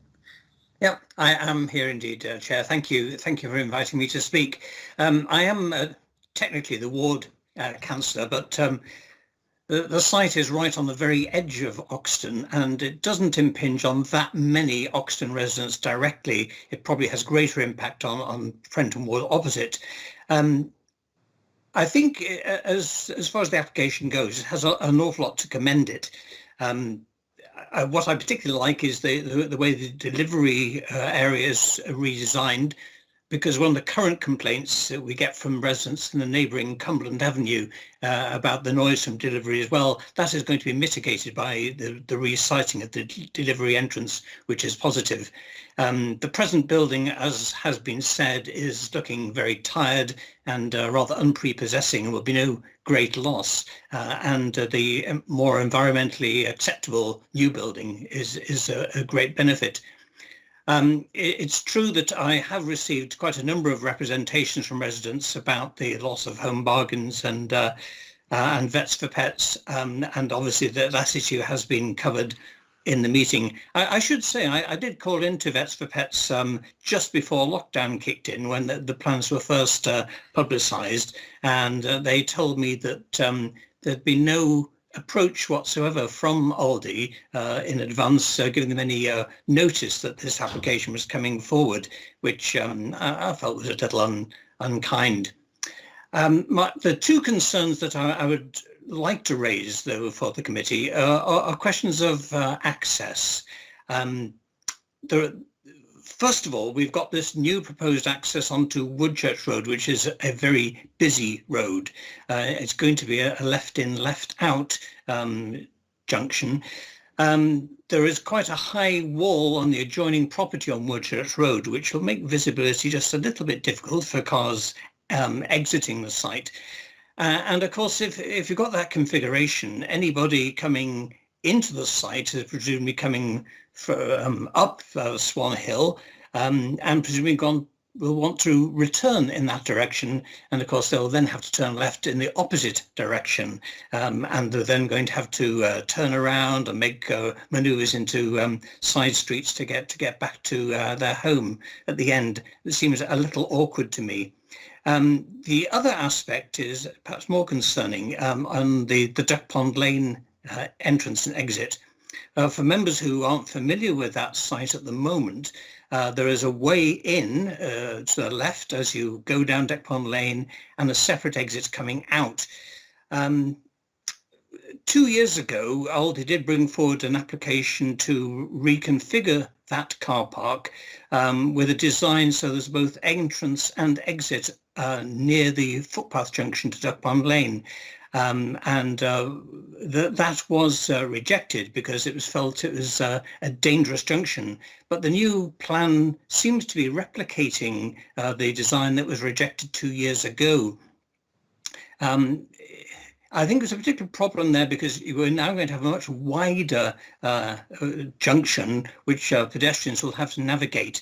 And of course, immediately behind the site, there is the Oxton Fields with a children's play area heavily used by pedestrians, and Duck Pond Lane itself is a well-used pedestrian footpath into Oxton. So there's a lot of footfall there, and they're now going to have to navigate this wider entrance and exit from the car park. And of course, motorists coming out of the car park, it's a very obscure junction because in one direction you've got traffic coming in from Woodchurch Road. It could be now turning left into this new car park. It could be going straight ahead towards the petrol filling station that belongs to Sainsbury's, or it could be turning right into the Sainsbury's car park. And it's not clear quite who has priority at that junction. So I just raise concerns about those traffic issues. Apart from that, I think there's an awful lot to commend this application. Thank you, Chair.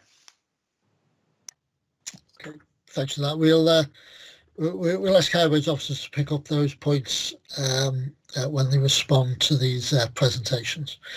I don't know if we got Chris Cooper. We certainly had Tony Norby. So Prenton Ward is the adjoining ward. To acknowledge that. I've got me now, Chair. Can you hear me? It took me an hour and a half to get on, but if it's alphabetical, then should I be next? I think I took you first last time, didn't I? I took you first for the McDonald's one. So I'll go with Tony first, I think, and then I'll go to you. You played the alphabetical order. And on the last there was an application in between that I've spoken, but never mind, let Tony go first as he did last time if you wish. Okay, we'll take Tony first. Thank you. Tony. Thank you, Chair. Thanks for the considerations of the planning committee, and thanks for the presentation by the ALDI. I've been in correspondence with Emma Wilson regarding this application, and ALDI have stretched out their hand to the community and asked for comments and are engaging with the community and the ward councillors regarding the application, and they have been for a number of months now. And I welcome them back. Welcome into Prenton. As really good neighbours for doing that. I did make several suggestions to Emma Wilson how ALDI could become better neighbours for the Prenton communities, because we know in Prenton there is some quite affluent areas, but there is some areas who are quite economically challenged, and I've made suggestions to Emma how ALDI could help with that. We are disappointed to lose Home and Bargain, and we know that Home and Bargain did support our local community, and they sponsored our local football team, Tranmere Rovers. So that was a fantastic added social value really to what they were actually doing in Prenton. And that's a big thing and a big theme at the moment, is these type of applications and big stalls. And I know there's an investment of 5 million, but there's an investment for 5 million for a reason, because they're going to make money, they're going to make profits and extract profits from the Birkenhead Prenton area. And I think it helps the residents to use the stall, or if you like, or to use them facilities if they recognise Aldi as a good neighbour. We've had a previous application down the road from McDonald's who are going to be building a big McDonald's stall down there. So I think the increase in traffic is an accumulative thing, you know, because traffic will come in to McDonald's because of the nature of it, drive-through and so forth, and there'll be more traffic coming into the Aldi. Well, I think the developers will hope there's more traffic coming into the Aldi. So there's some of the points I wanted to make about how the planning application.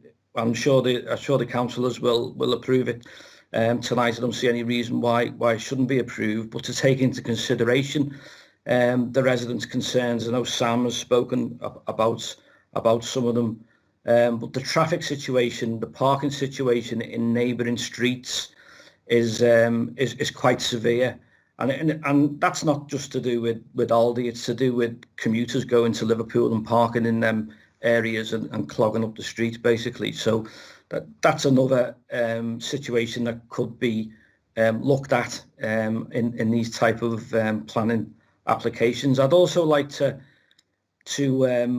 ask about taxi pickup areas. I hadn't seen anywhere on the plan that there was a taxi pickup area. I'm particularly thinking about disabled shoppers and Hackney rank. There used to be one in Duck Pond Lane, but I think it was decommissioned, and there's one outside the Sainsbury's stores on WOODCHURCH Lane. But with this being such a big shop and taking the whole footprint, I think it would be advantageous for a Hackney rank to be installed somewhere along the front entrance, or where shoppers can access it, and that would help in alleviating the build-up of CO2. People just using the cars for single journeys. And that brings me on to something else. I corresponded with Emma Wilson over, who was the liaison between Aldi and the community, and that's electric car parking points in the car park itself. And I commend that there's going to be a cycle parking facility, which I don't think we've got at the moment. But I did say to Emma about electric car parking points, because I don't think we have got any in Prenton at the moment, in the Prenton area. I may be wrong. It might be some in one of the garages or so forth. But it'd be great if there could be a couple of electric car parking charging places in this car park. So that's all I've heard from the residents anyway, is regarding the car park and the extra traffic that will be created. And I'm looking towards Aldi is already a neighbour of ours, but being an even better neighbour than they are now by adding some social value to the area. Thank you, Chair. Tony, thanks for that. As I say, we'll bring in the highways engineers to pick up the questions that are being asked. Chris Cook, do we have you? If we bring Chris back. So actually, it seems to be on me. Thank you, Chair.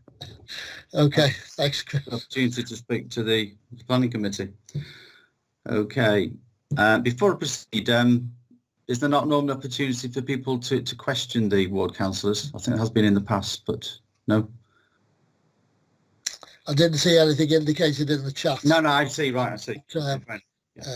I'll ask if people. Okay, that's fair enough. Yeah. Okay. Right, so now on behalf of Aldi, it was Mr. Brown who spoke. I believe I may have spoken to him before. I did have a meeting with 4 representatives of Aldi back, it was May the 14th actually. He referred to their consultation having turned up over 80% support for the Aldi plans. The last I heard, and I did see this consultation, the questionnaire and public information, residential information about the proposed Aldi, and I remember hearing it was actually just over 60%, but that was a misleading consultation because it didn't refer to the fact that there would be the loss of the other 2 businesses, Vets for Pets and Home Bargains. Now, the residents I know in Prenton, the vast majority of them, About 24 of them have contacted me in the last 2 weeks, all of them opposed to the ALDI plans. So I'm not quite sure what residents the other 2 ward councillors have been in communication with over this. There's a very, very strong groundswell of feeling against this ALDI application, and it's in evidence. It hasn't been referred to verbally yet, although it was mentioned on the reports pack that it's now 210 at the last site opposed and only 16 in favour, because we've helped residents find out the truth about this application. You know, the fact that it's going to lead to the loss of 2 very popular stores, Home Bargains, with an extremely wide range of goods that people will sorely miss, and of course Vets for Pets, which has been established there for close on 10 years now. And I know many residents who depend on that, you know, with mobility issues. They may have even acquired pets while that's been in place, in the sure belief, or what they thought was a sure belief, of having you know, a handy vet within easy reach on foot. I don't know what they'll be doing in future if Vets for Pets is forced to go. So yeah, so have a huge majority of residents that want to keep, contrary to what Mr. Brown said, the Home Bargain stores and Vets for Pets. In fact, if anything, the residents I've spoken to are keener on keeping them than Aldi. Now, we're not talking about getting rid of Aldi from Prenton Shopping Centre, of course. Aldi's popular too, I use it myself. I would take issue over the idea of the very cramped aisles. I've been to a number of Aldis down, well, the northwest anyway, and I personally don't have any problem with it. And this reference to needing wider aisles because of the coronavirus and so on. Well, I mean, if it's going to be open in 18 months' time, how pessimistic is that for the future of, you know, combating this virus?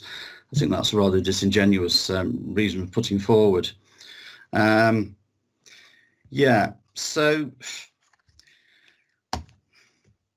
I appreciate that Aldi owns the land, the units and so on. It's a landlord, it's entitled according to law to evict its tenants.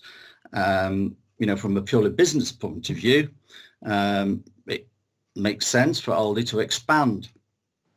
But just because it owns the land and it can do what it wants, and I heard the veiled threat as well from Mr. Brown, you know, about challenging this in appeal if it doesn't go through and awarding costs because we've got no, you know, sort of planning material considerations to go on. I will challenge that later on. But just because they own the place doesn't mean they have a moral right to completely reconfigure the heart of Prenton, effectively. I remember 12 years ago when it was reconfigured against the wishes of many shoppers there, when there were 8 or 9 small businesses within those premises, and they were kicked out, and Aldi set up shop there, and eventually opened Home Bargains. You know, so now we're going from about 9 stores to 3 to 1. You know, and this is clearly against the wishes of the residents. So I believe, in the face of local democracy, which hasn't been referred to enough, I think, today, you know, with a huge expression of opposition to Aldi. You know, these are our residents. And we always say when one person says something, somebody makes a point, there's always 10 other people that back them up. So if there are 200 people expressing that opposition on the website, there are many, many more, some of whom have contacted me, who aren't in a position to do that or feel the same way. So, you know, I think we as politicians, we need to listen to our residents, and not just to claim to have listened to them, as I think ward councillors sometimes do. You know, we genuinely do. We communicate to them regularly through newsletters, and we get lots of feedback. So the politicians, the planners, they have all the responsibilities. Yeah, this is not a party political broadcast. To look at things in the round holistically. Okay. Now I appreciate, you know, the planning officers, they've done their job. They've guided me through this process, and they've even helped, you know, prepare grounds for refusal of this application, you know, based on planning law, and I appreciate that they're doing their job professionally. But we as politicians elected locally, and this isn't party political, I'm just talking generally about the role of a councillor here, you know, we need to represent the interests and the wishes of our residents. Now, if we're looking at this from another point of view, if we look at this in terms of stakeholders, you know, what stakeholders have we got? We've got the residents, and ultimately, you know, they're the most important, because all the businesses, they're there to serve residents ultimately, aren't you, under whatever political system. And so we've got the vast majority of them opposed. We've got 3 businesses. One of them wanted to expand at the expense of kicking the other 2 out. We've also got the employees. This is something else that hasn't been mentioned. Now, in its initial consultation, ALDI was saying that this will create new jobs. Well, it will for more ALDI jobs, but how many jobs will it lose? So there's some more stakeholders, employees, who stand to lose by this. So if we're doing a, you know, a for and against, a plus and minus, profit and loss balance account, you know, definitely the scales are down on the loss side for the community, for all the stakeholders. I think this is a case when local democracy interests should trump, you know, the very narrow confines of this planning committee. And that's what politicians, I think, on the committee should recognise. You see, if this vote goes ahead with everybody voting in favour of it, and the vast majority of Prenton residents against, what does that say about local democracy? What does it say about the Localism Act of 2006? You know, trying to involve people more widely into decisions about their local community. You know, we've got enough cynicism, we've got enough disaffection, which leads to low turnout in local elections as it is. You know, we should be doing something to combat that, to change the trend. Now, I'm going on to the green aspects, the environmental aspects that form the basis of the material planning considerations that the members should consider. The demolition of the ALDI itself, I was told by the 4 representatives of ALDI, this will take about a month. You know, that's going to cause a lot of short-term environmental degradation. Then there's the rebuilding. It's going to take about a year. Okay. Now, any environmentalist, any council officer who's done the carbon awareness training, you know, that we've all been encouraged to go through, not just Green Party councillors, will tell you that the greenest brick is in the house, is in the building now. You don't knock down a building to say, oh, we're going to build a new, you know, environmentally fantastic energy saving one a ton. You know, when I moved into my house in Prenton, it was 70 years old, now it's 19 years old. I didn't say because, you know, it's not very environmentally sound, I'm going to knock it down and build another one. No, I retrofitted it, you know, with necessary cladding and so on to make it more energy efficient. So I think that's a rather disingenuous argument on the part of ALDI to be claimed that a 50-year-old, you know, unit needs to be knocked down. All right, so it cost them a few £100,000 to repair the leaky roof. Well, you know, it's going to cost an awful lot of money to demolish it, to rebuild, to build a new store, a bigger one, with a huge car park. And, you know, it's just going to be an absolute environmental disaster. So, can I go into the landscaping now? ALDI are claiming to be very environmentally responsible. Councillor, we don't have time limits on councillors. No, I'm sorry. If I may. Yeah, I understand. We do rely on councillors. You're waiting a long time to get on this meeting. Yeah, well, I'm sorry for boring people. Only just started. Can I just say, yeah. Excuse me, wait. Sorry, yes. We do rely on the fact that members don't abuse the fact that there is no time limit for councillors.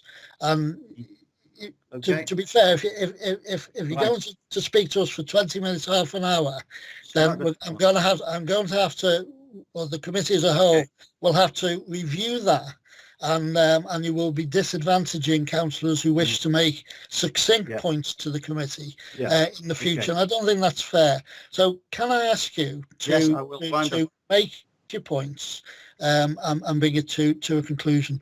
Can I just say, three members have indicated that they have questions. I'm assuming that they're general questions to the planning officers and not to the ward councillors. That's fine. Thank you, Chair. Okay, I will speed. It was very difficult to monitor, you know, to estimate how long this would take, given the difficulty of the technical side of things. Okay, I do usually speak from a script, but I have been responding to one or two other things that people have said in this meeting. Sorry.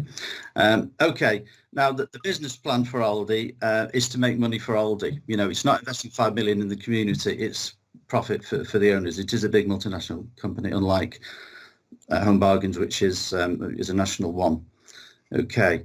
Now, there will be more environmental pollution as a result of this because ALDI are extending the car park considerably to increase it to 125 spaces from 80 plus. They're expecting, lots more people to visit, and that is going to cause more environmental degradation. As it is a rather cramped car park, but if you look at it from this point of view, that has the nudge effect of people who can walk, who have the choice between driving and walking, are deterred from driving, they're more likely to walk. Make a bigger car park, more people have the incentive to drive, and this is essentially contrary, to the climate emergency that we're meant to be striving towards tackling in discouraging people from using motor transport, and encourage them to use active travel, which is by foot and so on. Okay, right. So I have already sent a proposed wording with the help of the planning officers to suggest how this application might be opposed based on, material considerations. The key point is that any future developments, if we're going to take this climate emergency seriously, should promote active travel and oppose and discourage car use. And unfortunately, this development, which is clearly intended with its massively expanded car park, to increase the number of customers visiting it by car, and this business about electric charging points and so on, that's just greenwash. Okay, and can I just say, to finish, my last point, I'm sorry to keep people so long, we just moved over to a new governance system. We've made a commitment to listen to residents, with a view to enhancing local democracy. Okay, so bear that in mind. We've just heard local democracy expressed in terms of a massive vote against this, on the council's planning website, a very small one in favour. We should heed that as locally elected representatives.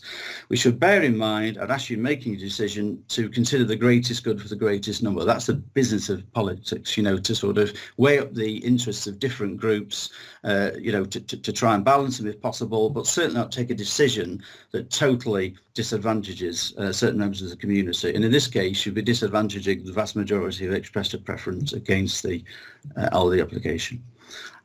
So please take the climate emergency seriously. This is an opportunity, for a committee to vote, in favour of something that really will move that agenda forward. And I'll apologise again for keeping you so long, Chair and other members, and thank you for listening.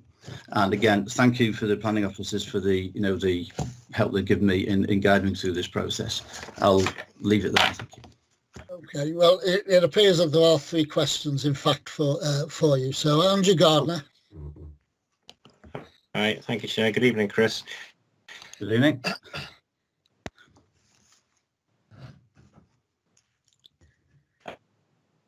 That's objective. Sorry, I quite. Andrew, you're breaking up, Andrew. I can't hear anything, Chair, I'm sorry. Can you hear me okay? You seem to have frozen. He's muted, Stu. Is he muted? I'll come back to you, Andrew. I'll just to move on. We'll take Paul Stuart then next. Okay, thank you, Chair, and thank you, Councillor Cook. You mention in your statement the eviction of tenants. I assume that you're making reference to home bargains and the vets for pets. Is this something that you've been told that they're being evicted? Because we are led to believe that this is the end of their tenancy and they haven't approached their landlord to extend it. Before you answer that, you mention also jobs will be lost. Again, I would just like you to back that up with facts, please. Obviously, ALDI have committed to creating jobs, but you're making an insinuation that jobs will be lost. Have you actually engaged with those 2 businesses to see whether they are prepared to relocate or whether they're just going to shut up shop and sack all their staff? you make these claims, and you know, I'm aware that the applicant doesn't have a right to reply. So you know, if you're going to make these claims, can you back it up, please? Yes. Thank you for your question. Appreciate that, Paul. Yes, I have talked to the owners and the practice manager of Vets for Pets, and they were looking into moving onto the retail park where the Aldi is now, you know, off the junction, the motorway M53, at the edge of the ward, Prenton ward, and they've been told by head office that they can't go for that. I know the owner is quite despondent about it. When I spoke to him back in June, I did speak to the agent of Faux Bargains, you know, the national agent, and he said, we're looking for somewhere in Prenton. If the council can find us somewhere, that'd be great, but they haven't found anywhere as far as I know. So I have spoken to them, and I did speak to 4 ALDI representatives. I think I may be the only councillor to speak to them when we were invited to speak to them back in May, you know. So I heard their case as well. I heard their side of the story as well. Yeah. Okay. Brian Kelly. Take Brian then. Yeah, thank you, Chair, and thank you, Councillor Cook, for your contribution. I've got 2 questions, please. First of all, during your contribution, you made great play of the fact that you said that councillors generally should listen to their residents and take on board what their residents are saying. And I think one of the things you said was that residents want to keep the home bargains there and want to keep Vets for Pets. Absolutely. So do you not accept that is not a planning consideration for the planning committee tonight, on the basis that we've already been told quite clearly that that is not an option? Neither company have actually applied for an extension of the lease. And do you not accept that the planning committee could not reject this application on the grounds that residents would prefer to have them? We can only deal with the application in line with planning regulations, planning law, etc. And my second question, you said that you want to promote climate change and promote active travel such as walking, etc. But again, do you not accept that realistically, for a lot of people to go to Aldi to do their shopping, it would be very difficult for them to do that without the use of a car? And also many residents physically, depending on where they live or their own physical condition, are not able to walk to Aldi, do all the shopping and then walk home with it. Do you not accept that there are practical considerations, and to many residents, walking or cycling to do their shopping in Aldi is just not an option? Thank you. Yes, can I answer? Well, I still remember it. I'll remember the first one. You may have to remind me of the second one by the time we get to it. But the first question, yes, I do accept that the residents' views, you know, are not recognised in planning law as a planning consideration. I'm saying that you are elected representatives, albeit on the planning committee, and you should heed their views. You are not required by law to follow the recommendations of the planning officers. You know, they do their job professionally. They recommend it according to planning law, which can be subject to change, and indeed is likely to be changed very soon. But, you know, I'm saying that you should be sensitive to people's democratic wishes, okay? And in terms of, you know, my feedback from residents, it's been overwhelmingly against this application. You know, they're not against Aldi, they just don't want to see one business expand a bit and to lose 2, because that's, you know, diminishes the amenity for residents. And the second one, yes, I do remember your second question, Brian. Thanks for that. Of course, I accept that some people, you know, require some form of motorised transport in order to get to the shops. You know, I understand that, and I listen sympathetically to and try and support residents when they approach me with those problems, mobility issues. But I'm talking about a substantial number of people, a large majority certainly, living in the area, perhaps half a mile away from the store in Prenton or on the other side in Hodson, who have the choice between the car going on foot. And if it's made easier for them to use the car, unfortunately, some people will tend to opt for the car, you know.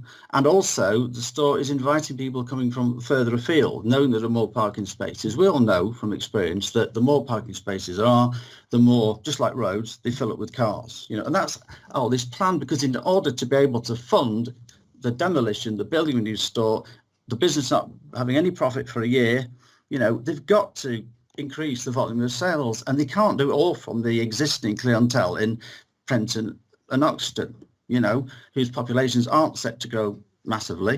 They're going to have to draw from outside, you see. So that's my argument there. But not against individuals who need transport. We're never opposed to that. Thank you. Sorry for a long answer. Okay, let me just see if Andrew Gardner still wants to ask his question, if he's still online. Yeah, I've heard the whole debate. Chair, can you hear and see me now? Yes, I can hear and see as well, thanks. Is that better? I don't know what happened there, but I didn't miss any of that, so we're all right. Chris, it was just two things really. I mean, you say that you got overwhelming objections to it, but it's 115 out of 11,500 people, so that's 1%. So that's 99% that haven't objected. So I don't see where your logic comes from there. Oh. And if you ask, and I'll let you do your bit in a minute. On regards of the rebuild of the property, clearly to me, the benefits of a modern building with modern insulation standards has to be the way for the country and Wirral to go, and I support the notion of that. So unless you can provide sort of embodied energy figures for the new build versus what we've got there and the cost of not knocking it down, I really don't see that you can bring that to us on that basis. Yeah, can I just well, you know, these are clearly, Chris is a adjacent ward councillor, and he's putting views, and really the questions that are being asked aren't necessarily within his area's expertise. Yeah. I'll move on. Sam Frost wants to ask a question. Sam, is it a planning? However, Stu, do you mind me saying, because I was asked the question, I want to answer at least the first about the number of objections, because I did say in my presentation that for every objection we get, every comment, you know, there are usually 10 people behind that, you know, that perhaps haven't the facility to come forward and don't feel perhaps quite as strongly about it, you know. But the fact, it's the proportion, isn't it? It's the fact that I've said at least a dozen come to me directly, and look on the planning site, it's there, isn't it, on the website, the objections. It was 190 when this report was published. It's now 210 and only 16 in favour. So that, you know, you can't deny the statistics. Okay, thank you, Chair. Okay, Sam Frost, is it a question for Chris Cook, or is it a contribution? It's a contribution for Chris Cook. I hope you'll oblige me, Chair. I'll keep it brief. In terms of giving a balanced perspective, I guess I've got 2 points. I'm always really glad of the contributions of ward councillors, because for areas that they aren't close to us, they can really bring to life the perspective of the residents, and it enables our democratic process. I am a little concerned with what could be determined as political grandstanding, that Chris runs the potential accidental risk of misleading residents as to what we're able to do here on planning committee. And Chris, I'd like to pose the same perspective I did when Mr. Brown spoke. Your comment that we must actually listen to residents and not just claim to. Seeing benefit of the doubt, I think it might be accidental, but that also does seem relatively threatening to the planning committee. And I think for the number of residents that would be listening to this particular broadcast, whether it was on previous applications or this one, I think we need to be really clear that with planning committee, we are operating within the law. And so your perspective of saying it is democratic, the number of residents that I've spoken to do not or do want this. It's really just a comment, Chair, for any residents listening, that we are limited. Yes, it's a comment and not a question of clarification of what was said. So if you wish to make it, no, enough. If you wish to make it again when we go into debate, I think that's more appropriate. Well, sorry, I was challenged. So I should be able to answer that. No, order. I wasn't threatening. I was simply, it was an injunction to ask the planning committee to consider the majority views of. Thank you. Thank you, Chair. Yeah, thank you. Yeah, no.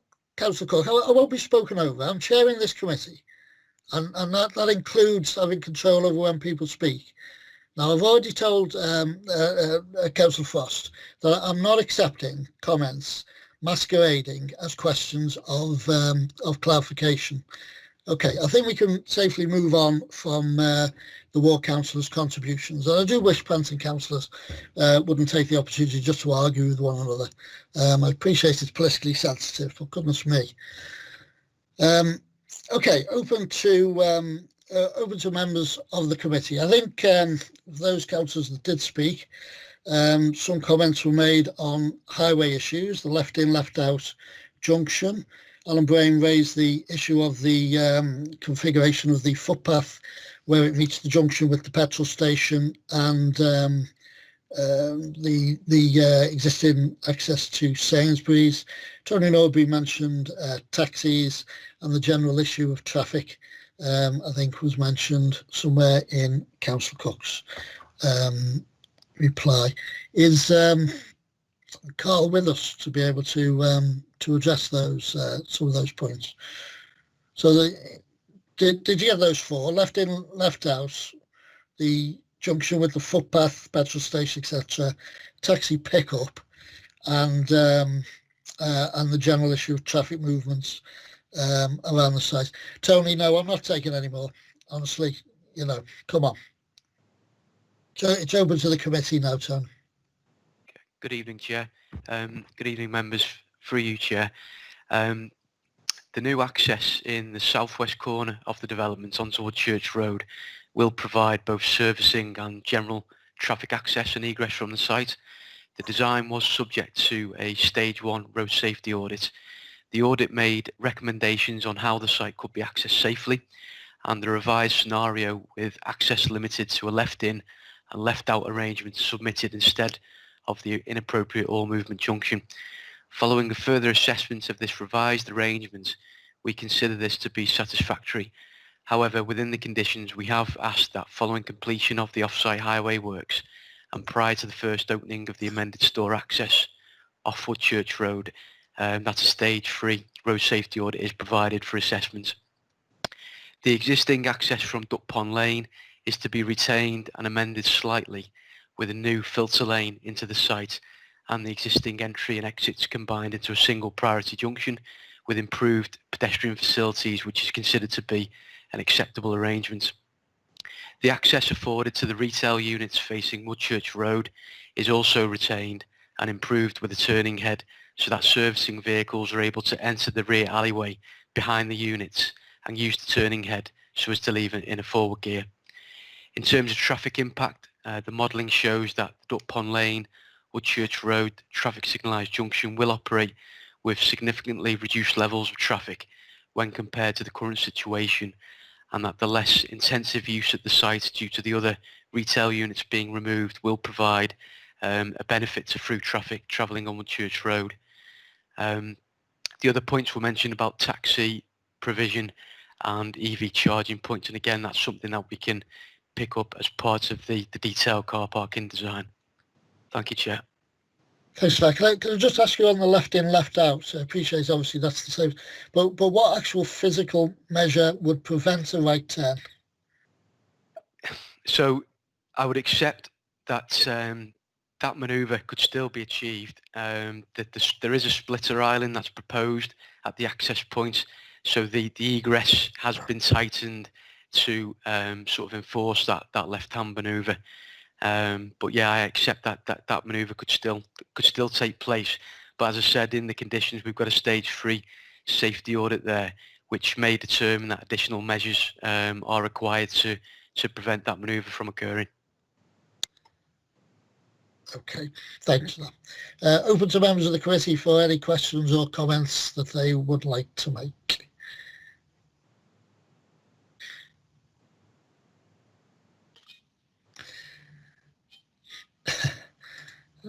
Okay, let's see which SF that was.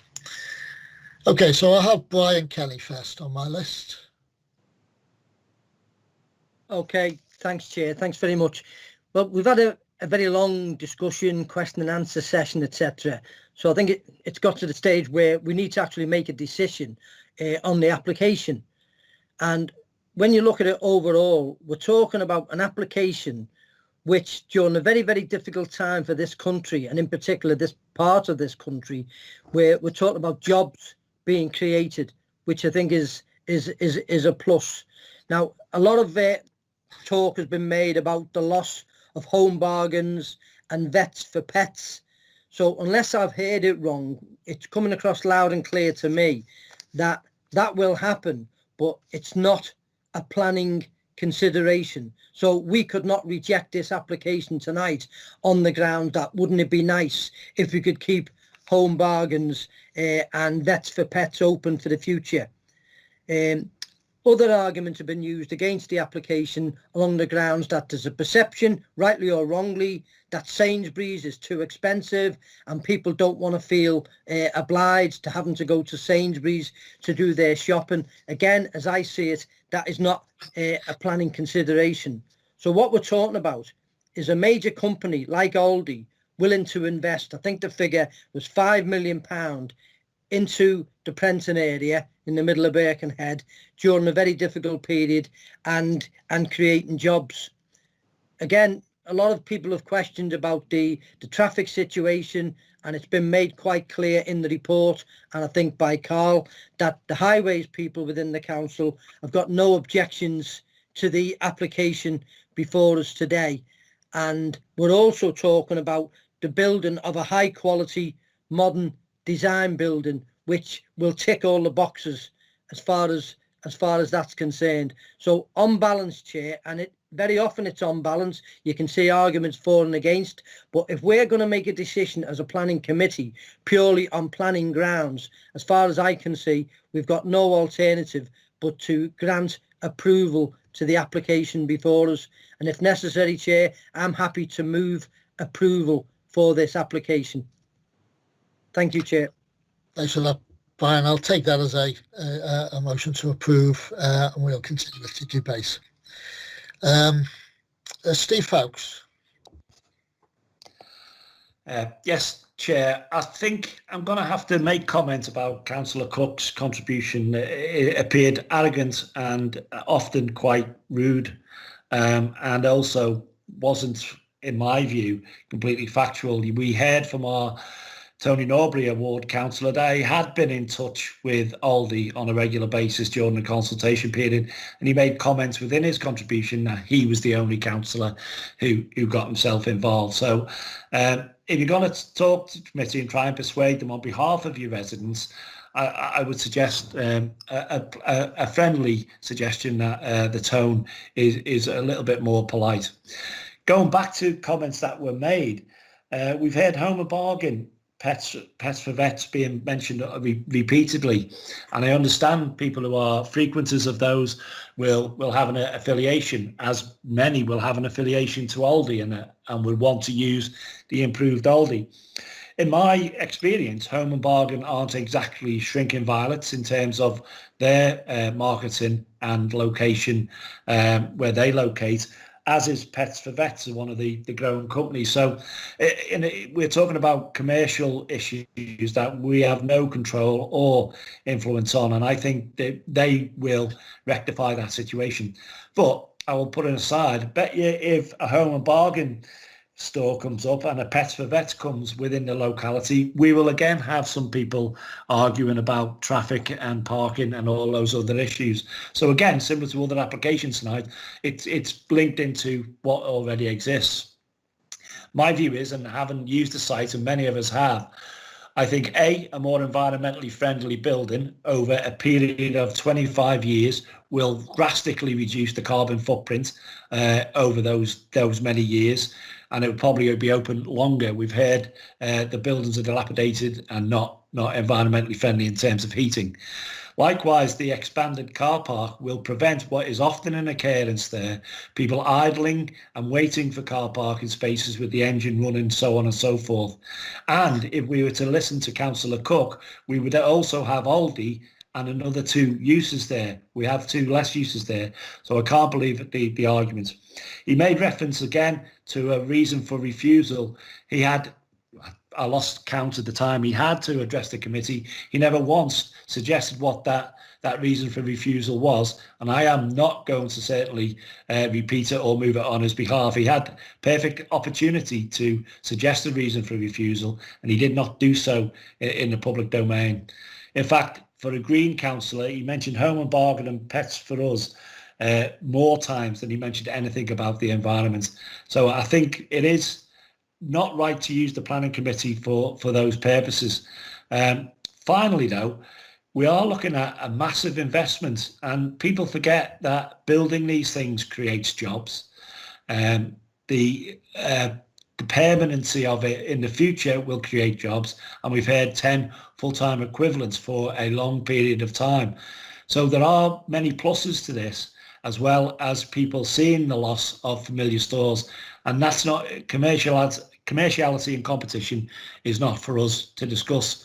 So my view is that I think we would be seen as, in a time of post-COVID, when the world could be collapsing around us, we actually see a business expanding and thriving. And let's not forget, during COVID, we all relied on the supermarkets who stayed open throughout, keeping people fed.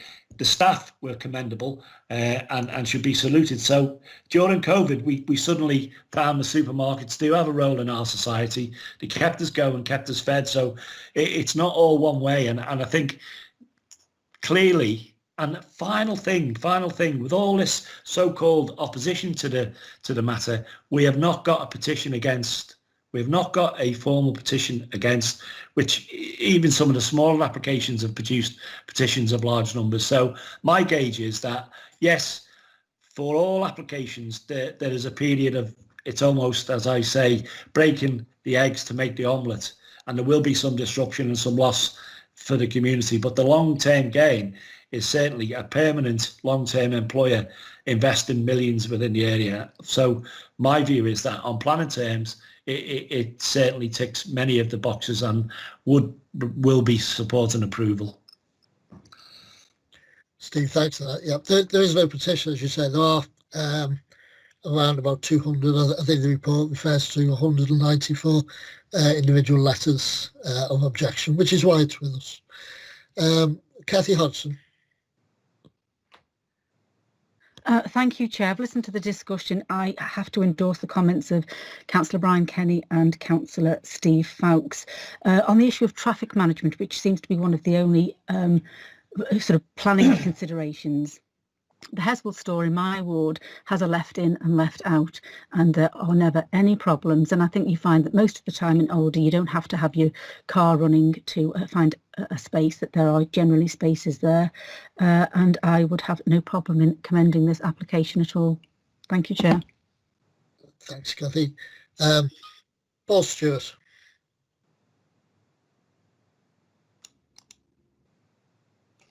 Thanks, Chair. Yeah, I'll just want to keep it short. I'm happy to second Brian Kenny's proposal to grant planning permission. Thanks for that. So I was wondering if somebody would, so along the way. And now we have Sam Frost, yes. Thanks, Chair. Yeah, the other SF. Well, Chair, a brief comment to make, and I absolutely heed your challenge, and apologise for speaking rather than questioning. I think I chose the wrong moment. My intention was to give a balanced view to residents in terms of what we're able to share and not. So, yeah, I appreciate your challenge, and apologies for choosing the wrong moment. My perspective on this, I think it's really positive debate and good to hear both sides from multiple.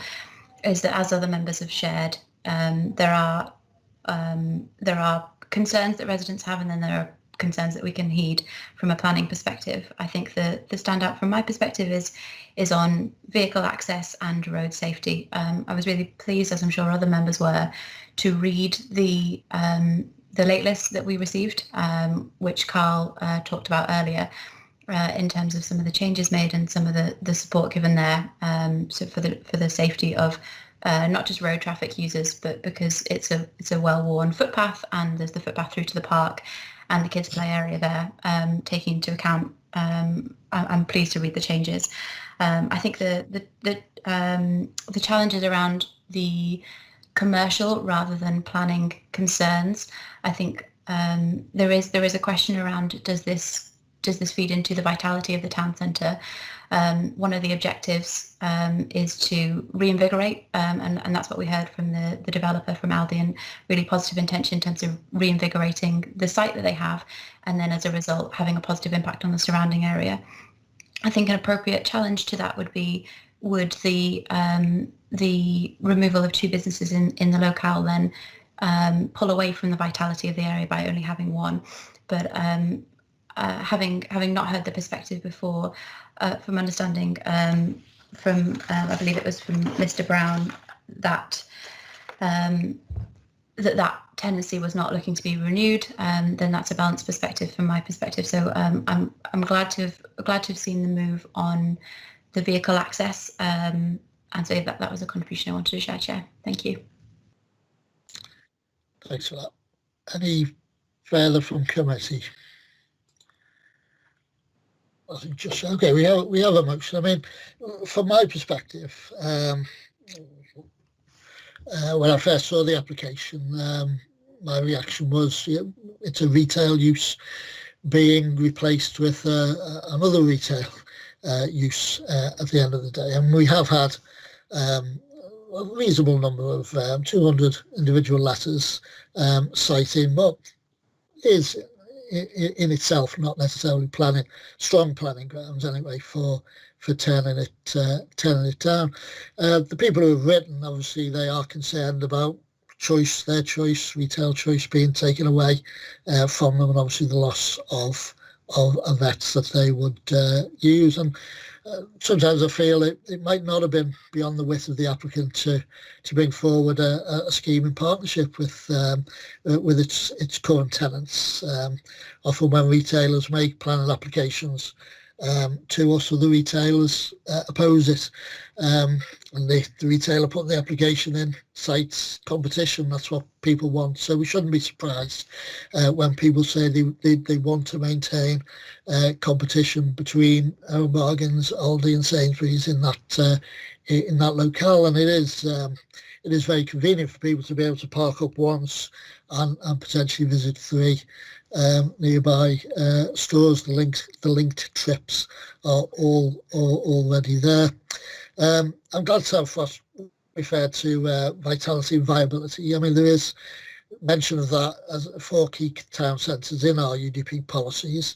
It's going to be a very subjective definition.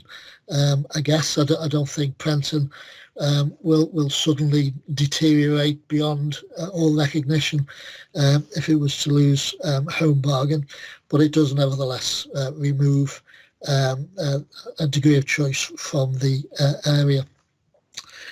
In terms of the new access and egress, which Carl was briefed us on, I am concerned that the right turn can't necessarily be avoided. I hear what Kathy says, but I have a feeling that the Heswell one is controlled by traffic lights, and so the orientation might not be a like-for-like comparison. There's a pedestrian crossing in that area that was put in following an accident on the Prenton side of the road. So I maintain my concerns about the new access there. Nevertheless, we have a motion in front of us to approve, which has been seconded. I see no further indications people wish to speak, so I think we can prepare to vote. Let me get that. Sorry, Chair, can I just say that yes, that is obviously subject to the amendments that were on the late list that were circulated. Thank you for reminding me. Yes, so there are amendments to the report on the addendum which was circulated to all members. Okay, so voting then will be for, against or abstaining on the motion to approve. The solicitor will call your name. Please turn on your camera and microphone and say who you are before voting. Members should only cast a vote if they have heard the planning officer's presentation and the debate in relation to this matter in full and have not had any technical difficulties during this item. In the event that you have had problems here in the discussion, you should not vote and indicate not voting when called.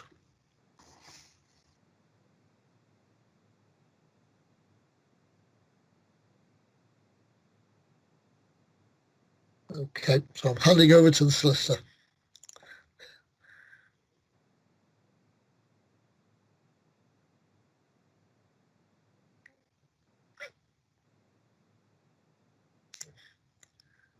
Mr. Neil, are you there?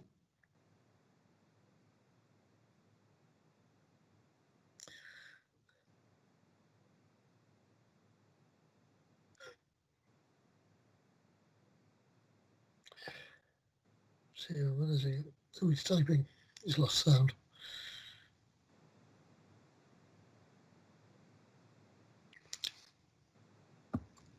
Let's see this.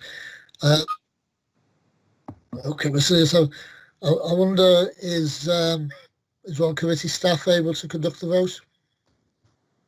I'm just trying to get Matthew Neil back in right now. Okay, we'll give it a couple of minutes and then we might have to make alternative arrangements.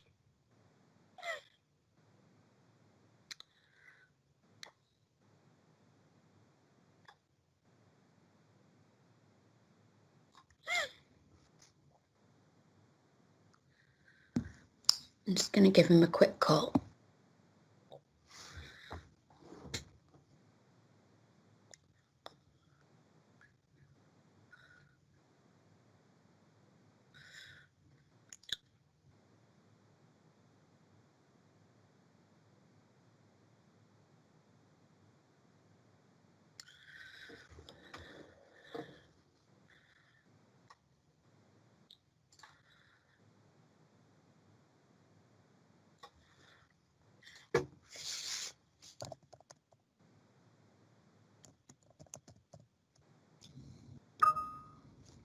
Can members hear me now?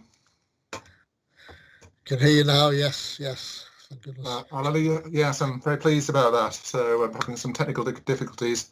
Apologies, Chairman and members.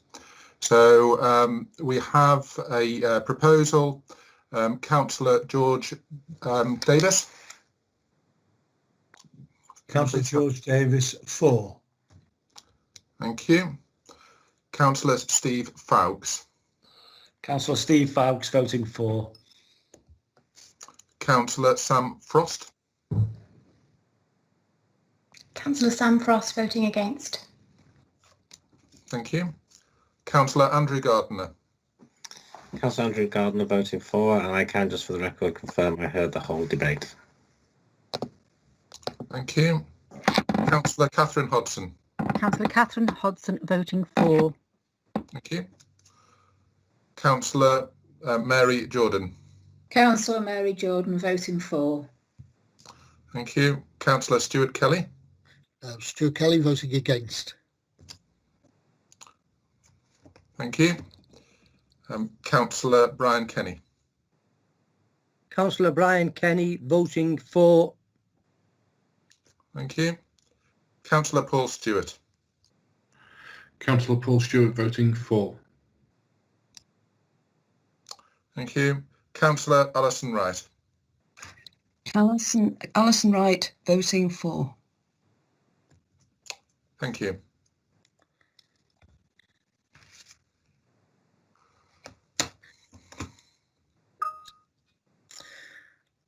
Thank you, members. That application has been approved. 8-2. That application is approved. Okay, we now move on to item 7, which is Thors Hill, 8 WETSTONE Lane, West Kirby. Can I just, before I bring Matthew in, can I just check that we have Graham Bell? Whether he can hear us. Yes, present. Thank you, Mr. Bell. And Jeff Green.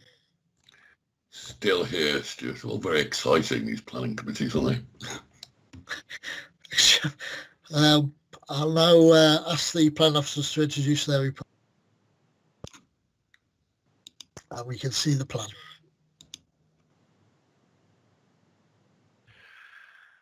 Okay, thank you. Through you, Chair. So this planning application seeks permission for the erection of a 5-bedroom detached dwelling with associated hard and soft landscaping works on land located north of Thors Hill. This is Thors Hill on the site plan, and this is the proposed new proposed new dwelling. The site currently forms part of the garden area of Thors Hill and is currently occupied by a large tennis court. The new dwelling would be part 2-storey and part single-storey, with a sunken subterranean level below ground which would provide for a swimming pool and cinema room and gym. The footprint of the building has been amended since it was first submitted to pull the proposed new dwelling further into the site, away from the adjacent property to the east, known as Applebank. That's this property here. The nearest habitable room window is some 25 metres away, which meets the required interface distances. The majority of windows to the new dwelling face into the site and the internal garden area. The dwelling is spacious and modern and contemporary in appearance, but it would not appear out of place in its setting. No 2 house types in this location are the same, and all have their own distinctive design and character. The plot is large and would house the proposed development comfortably. Landscaping and tree planting is proposed, and garden areas for both Thors Hill and the proposed new dwelling are set out. It is not considered that the proposals would harm the appearance or character of the area or result in any detrimental impact on the amenities of neighbouring properties. The proposed is considered to comply with policies for new housing development and the principles of the National Planning Policy Framework and is recommended for approval. There is no petition in association with this application. Okay, thanks for that. I've had a request from a member for a 5-minute comfort break before we proceed further with the presentations. Does anybody object to that? Okay, we'll if we can then we'll just take a 5-minute break and resume then at 9 o'clock, 9:09. Much appreciated, Chair. Yeah.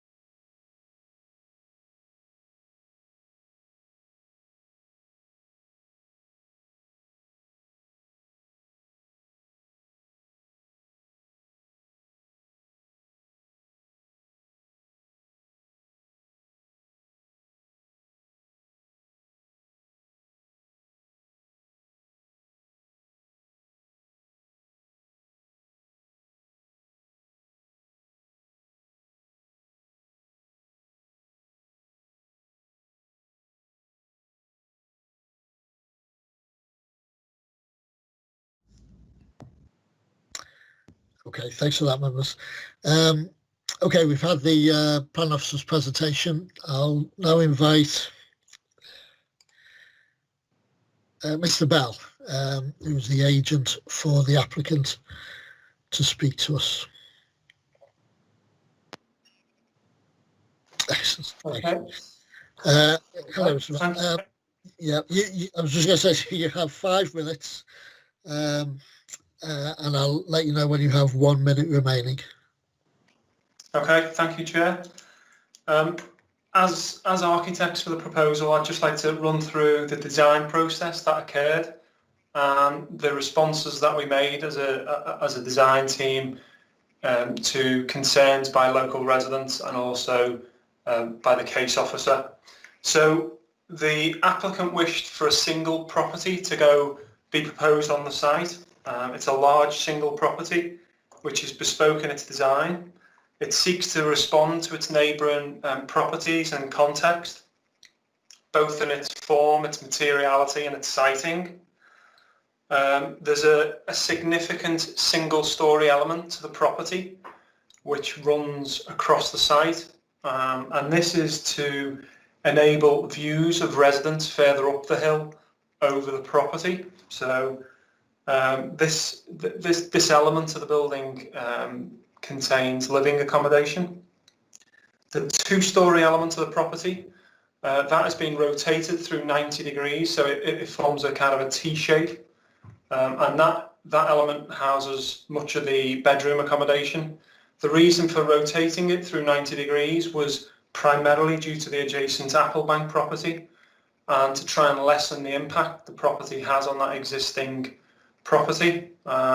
So now Applebank read the gable only of that 2-storey element as opposed to its entirety and its length. In rotating that element through 90 degrees, it now backs on to quite a significant existing tree belt to the properties at the end of Home Hill. So that is essentially their side gable, and in conjunction with it being their side gable and them trees, it felt appropriate to back the largest element of the property onto that bit of the site. It has least impact on the properties that surround the site. The visible element, the 2-storey element, has a pitched roof, so it sits well within its vernacular. It's not alien in its form. We've worked extensively with the adjacent residents to overcome concerns regarding the alignment of the driveway. So that was addressed as part of the planning process, and the distances that were required from policy have been adhered to. Also, the way in which the retaining the wall which fronts onto WETSTONE Lane, that has been designed in a way that it won't affect the amenity value of WETSTONE Lane itself. And also at the request of one of the residents, local adjacent residents, the access gates into the property have been pushed significantly down the driveway, so that waiting cars going into the property and their idling engines, for instance, won't impact on the amenity of the adjacent residents. Materials palette takes a cue from the adjacent Thors Hill property in the use of stone, brick and timber. The top storey of Thors Hill is actually a timber-clad building. So one element of this property has a modern interpretation of that. So it kind of the materiality spins off the adjacent, relatively old property. So I think just in response, really, also at the request of the planners, a further reduction in the slab height of the proposed property was made, and as Matthew's already touched on, the property was moved slightly further away, from the adjacent Applebank property. So in summary, we feel the proposals seek to introduce a bespoke architectural design solution which will maintain and arguably enhance the immediate context.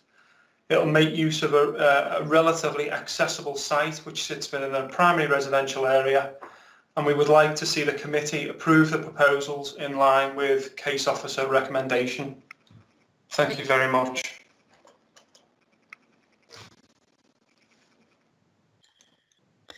I'm just going to ask members of the committee whether they have any questions of clarification to put to the applicant.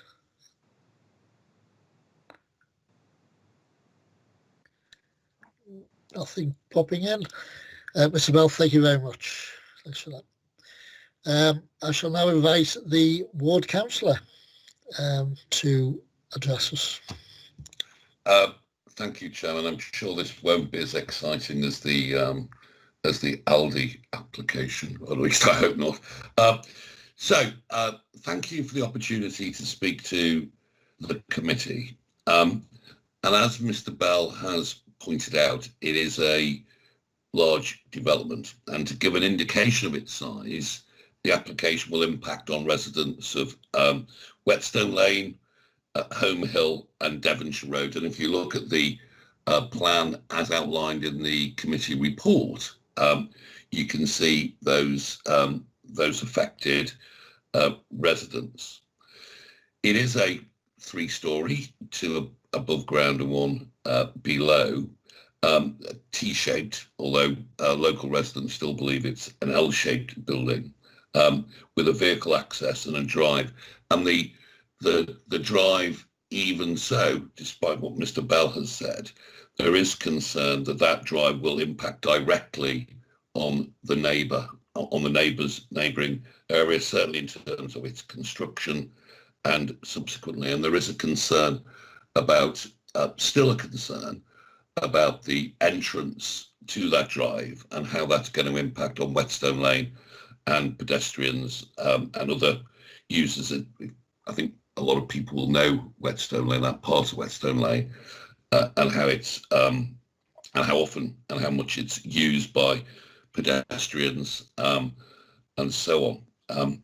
So my concerns are it's an overdevelopment in an area with a very large footprint. It is a house that is being built in a garden, and I know we've had, I think earlier on in the committee there was a lot of discussion about houses that are being built in gardens. It does look, and again, if you look at the committee report and the front of the committee report with the land map there, it is classically, looks to me, as a backland development. And my understanding, although as I pointed out, I'm not a planner by any means, but we did have a set of policies around backland development, and again that we would seek to limit those. And in short, I think it's an overdevelopment in a garden, which is going to result in loss of amenity to local residents. And it's an overdevelopment in those terms.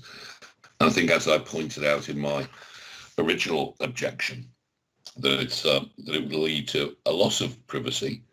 There will be overlooking, and I think the development is unneighbourly. Thank you, Chair.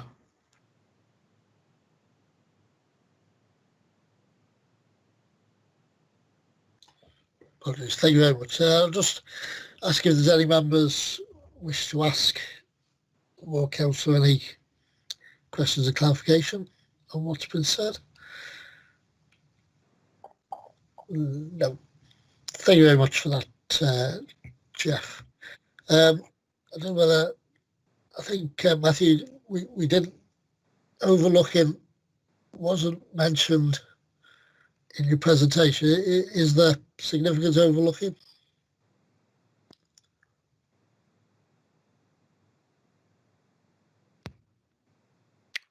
Through you, Chair. No, all of the standard separation distances have been achieved, and I think as Graham Bell pointed out in his presentation, the majority of the windows have been orientated to look into the site, so into that internal courtyard area or the garden area, as opposed to out of the site. So we're satisfied that all of the separation distances have been met and that any potential for overlooking has been avoided or certainly limited. Okay, thank you. Any questions or comments open to debate from the floor?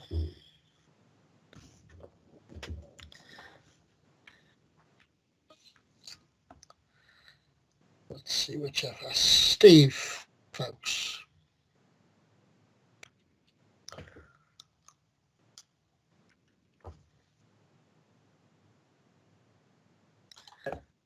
We get there in the end, don't we?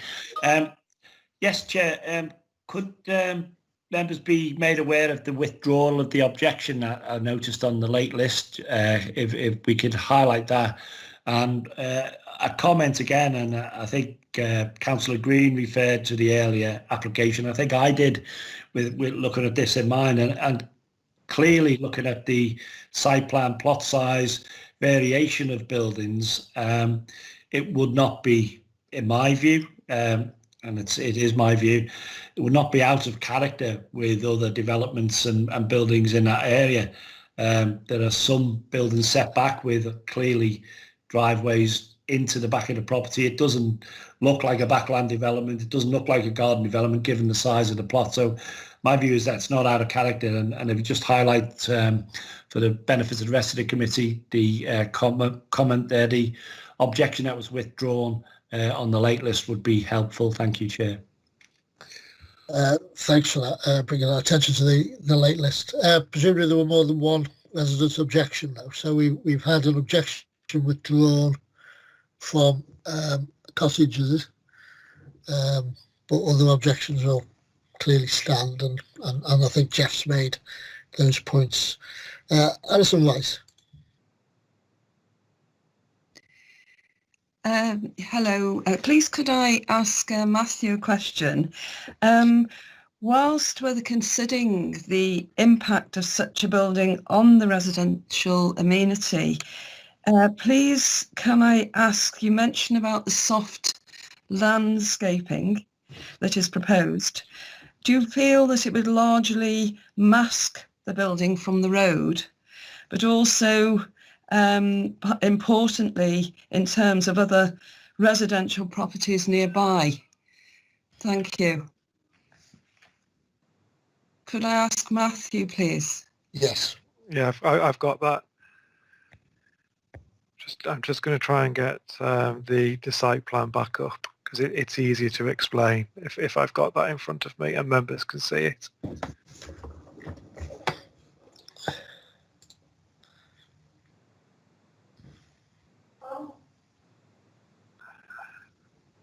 So hopefully that's showing again now on the screen.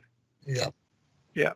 Yeah. So you can see around the perimeter boundaries of the site that there's quite a lot of substantial planting, retention of trees.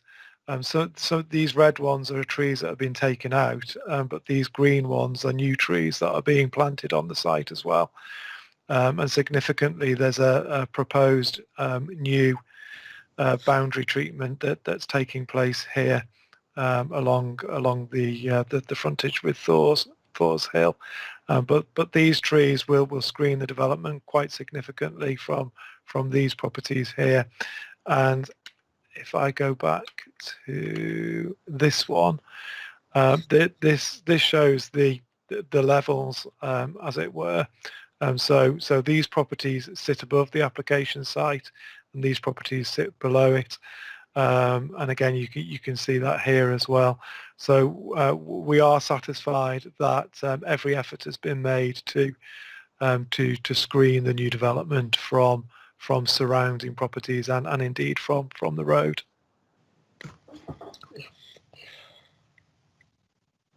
Thank you for that. Thank you.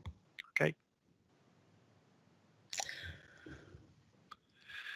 Just stop sharing that. Okay, nobody else indicating at the moment they wish to speak. Yeah, it doesn't look like overdevelopment to me as a backland development. It looks to me that the plot sizes will be commensurate, certainly to the to the western side of WETSTONE Lane there, and we've received assurances about overlooking. Boundary treatments all seem in place. To move it along then, I'll move approval of this one. If somebody wants to turn on their mic.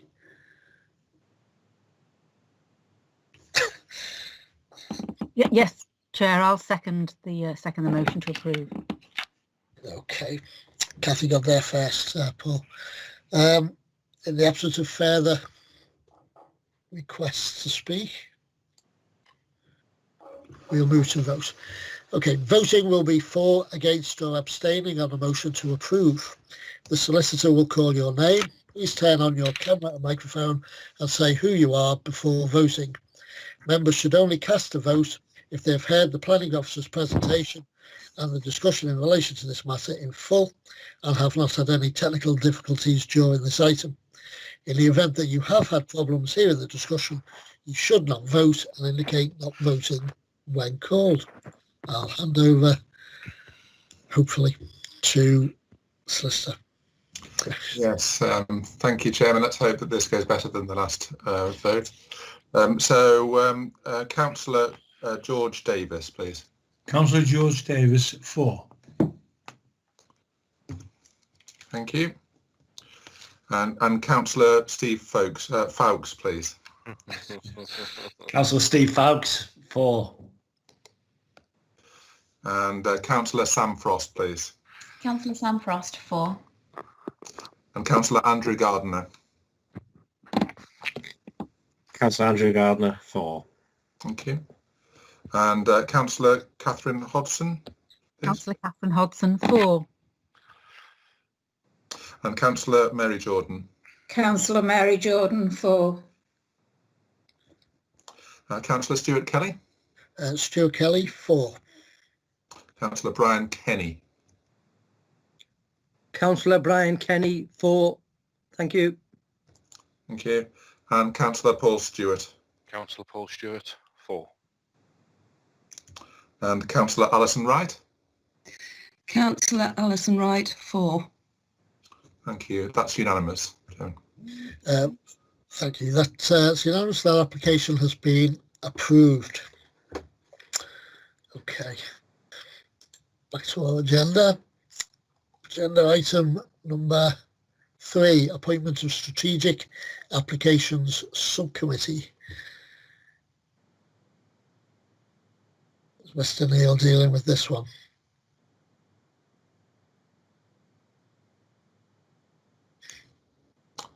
I'll just go to the relevant item. I'll turn my camera off for this one, I think. Yeah, I'll just get onto the correct screen.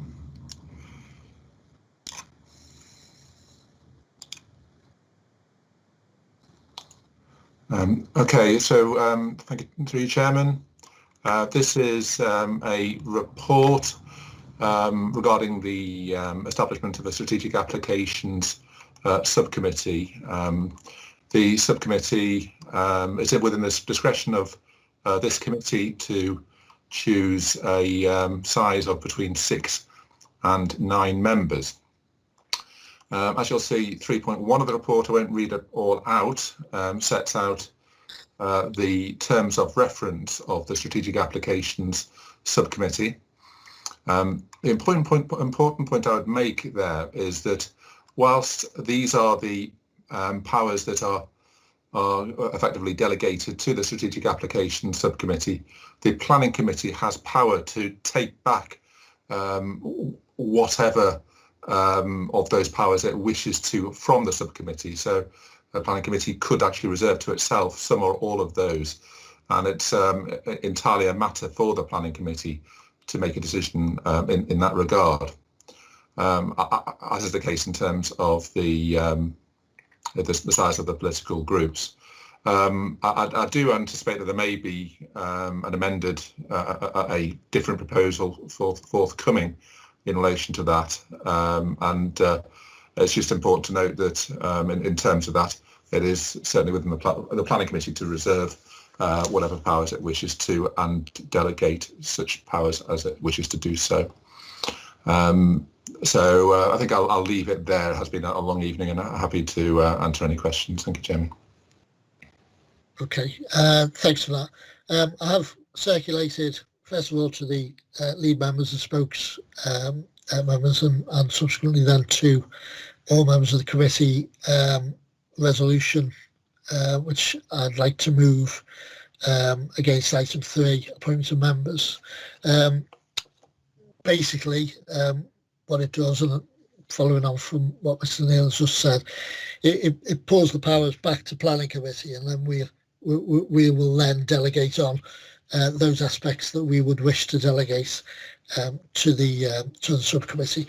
But first things first is the numbers, and in consultation, I hope I'm right in saying that we've settled on 6 as the appropriate size in the political proportion 3, 2 and 1 with the requisite substitutes. And those members can be notified to legal services following the meeting. What my resolution then goes on to say is that a number of items, large-scale developments, significant applications by the council, departures from the development plan, applications involving plan applications for listed buildings when there are no objections, and applications involving informal pre-application discussions should be delegated to the subcommittee. Of those, and given the continued COVID situation, a later resolution redelegates them, if you like, back to officers in consultation with spokespersons, as per our the previous municipal year's resolution in March at the beginning of the situation. The new thing from our point of view, I guess, is this business of pre-application discussions, which was raised with us via the LGA. And I think the important thing that we need to concentrate on is an understanding of how that works, what the protocols will be for doing that, and to understand how that works. So there's a degree of training. I know we've had our basic training as a full committee in the run-up to this meeting, but those members appointed to the strategic committee will need to engage in training to understand the pre-application processes that many other councils have in place. We currently don't, but we need to move in that direction. So with permission, then I will move the resolution that I've previously circulated, and hope to get a seconder for that. And now open that to discussion or debate, questions from the floor. Any members want to make comment? Steve.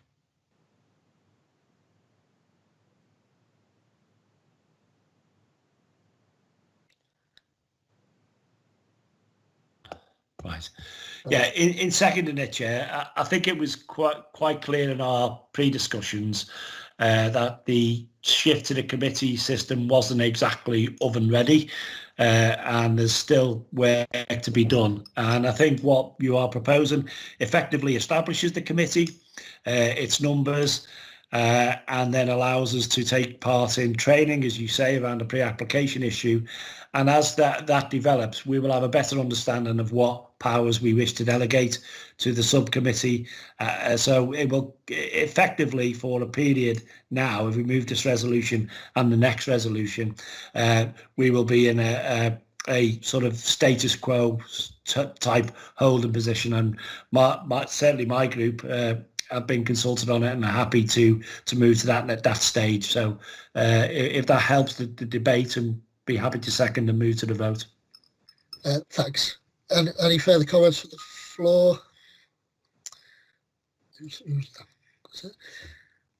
No. I mean, normally when we vote at the planning committee, we vote by roll call. That's because we're determining planning applications. I've watched some committees, not least P&R, and that's supposed to be the biggie. They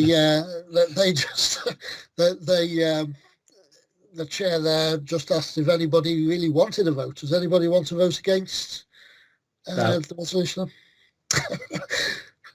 Nobody's indicating that they do. Mr. Neil, are you comfortable with that now having been approved? Yes, Chairman. I think it's been, what's the old-fashioned term? It's been approved by general murmurs of assent, I think. Thank you, murmurs of assent. In which case we'll move to our final item. Thanks, Brian. Which is agenda item number 4. Which deals with the protocols for determining planning applications. Is this you again, Mr. Neil, to just speak to your report on that? It is, Chairman. Yes. So what you have here is a report which sets out various protocols. The first one relates to the criteria to be applied when the director takes a matter out of office of delegation, to be considered by planning committee or strategic application subcommittee, certainly in the short term. I think the emphasis on planning committee there. And in terms of the second protocol, to basically set out and formalise the arrangements for allowing people who are not members of the planning committee to speak, and also taking account of the position in terms of the COVID and the sort of virtual meetings that we're that we're having to deal with at the moment. In terms of some of the impetus about the report is to review the potential amount of matters that are going to committee by reviewing upwards the number of a qualifying petition from 25 to 50. The reason for that is that in terms of one of the findings of the peer review, which met some time ago and has met again recently to review the review, saying that really the strategic matters should only come to this committee, and those matters which have a by necessary implication, the matters which lead to a lot of public representations. It's fairly straightforward for people to collect 25 signatories to a petition, whereas 50 sets the bar far a bit higher. I suspect members that there may be a proposal which differs from that, but I'm just trying to explain that the reason for the officer recommendation in that regard. The other aspect is in terms of the where the officer is, the director is of the view that there isn't a sound reason for an elected member to ask for a matter to be referred to planning committee. It's basically not based on sound reasonable planning grounds. The director can refuse the request, and if they consider this matter is not of such significance that it should be taken out of office of delegation. Again, the reason for that is to, as I said previously, is for planning committee to determine those strategic matters. Obviously, this or the very strategic matters in terms of the strategic application subcommittee. Hopefully that's enough background for members to debate the issue, and there may be some different views. I will leave it there, Chairman. Thank you. Thank you. That's fine. Again, I've circulated to spokespeople and again to the committee a resolution against agenda item number 4, protocols for determining planning applications. First of all, in terms of again, as I say, renewing the resolution we made in March, so that we don't get some of the applications here, but they are still made in consultation with the spokespeople. In terms of the recommendation to increase the petition number, that would appear in Appendix 1, Director's Criteria. I'm proposing that we stay on 25 individual signatories for that. And in terms of the protocol for speaking at planning committee, again, that will be linked to that, and the 5-minute time limit will remain. Appendix 3 is simply guidance for people who do come to speak to us. So again, I'll move the resolution that I've circulated to two members and hope to get a seconder for that in due course. I've got Paul Stuart wishes to speak. Thank you, Chair. Yeah. My only concern is that with regards to leaving it to the director to make a decision on whether a planning application is pulled out of delegation by ward councillors, I think that could we could end up facing some backlash over that, because it's not clear what that definition means, and that could vary from different directors if we have a replacement of a director. So without sort of guidance, then it's quite ambiguous. So I just wonder whether that can be clarified, Chair. Yeah, I think effectively what I've put in Appendix 1 at paragraph 1 there is the situation as it's written, or was written, under the previous constitution. Obviously, we've got the new one, which is why we need to renew our scheme of delegation. It's currently the case that members who wish to take an application out of delegation need to give planning grounds to that request. And Paul, you will have seen at the training event, the tutor there, he put up a table, didn't he, that told us what was material and told us what was not material. So effectively, that's guidance for all members, isn't it? If it seems to me if it appears in the material considerations column, then you're giving planning grounds to a request. My feeling is, which is why I've truncated that paragraph from what's being recommended to us, is that the weight to be given to that, if it's to come to a committee, is a matter for members, and so I'm not overly keen on officers they've applied their weight, they've made their recommendation, and I'm reluctant personally to whittle away at the limited powers members have. So, as I say, it's currently the situation that you have to give planning grounds for a member to remove a matter from delegation. I'm proposing to keep it that way. Does that help? Well, I think we can all agree that we've had cases that have been pulled out of delegation that aren't on planning grounds, but they've still come to planning. So I think with certain councillors or certain challenges are going to be made against the director if that is pulled out, and that might be an issue that the director will have to take up with individual members if that is the case. So yeah, thank you. Okay, Paul. Steve, yeah.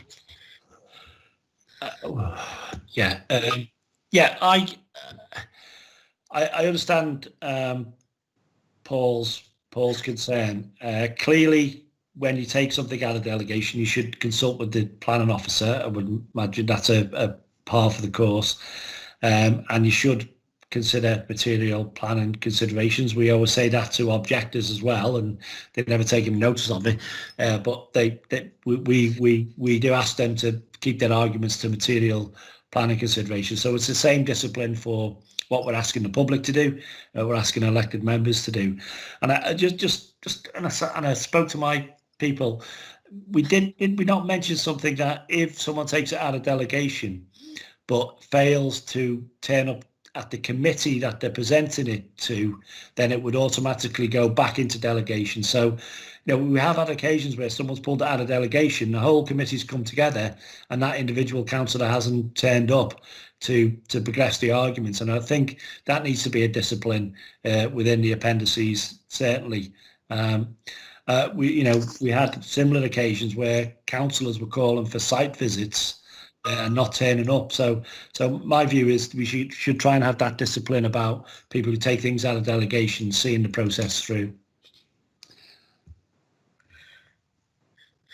Yeah, thanks for that. I'm just looking down it. I think there is. I think we had said that if the I think it says somewhere that if a member doesn't if a member takes out a delegation but doesn't turn up, it returns to delegation effectively. Or it's not that they don't turn up; it's they don't indicate that they are going to turn up. That's there.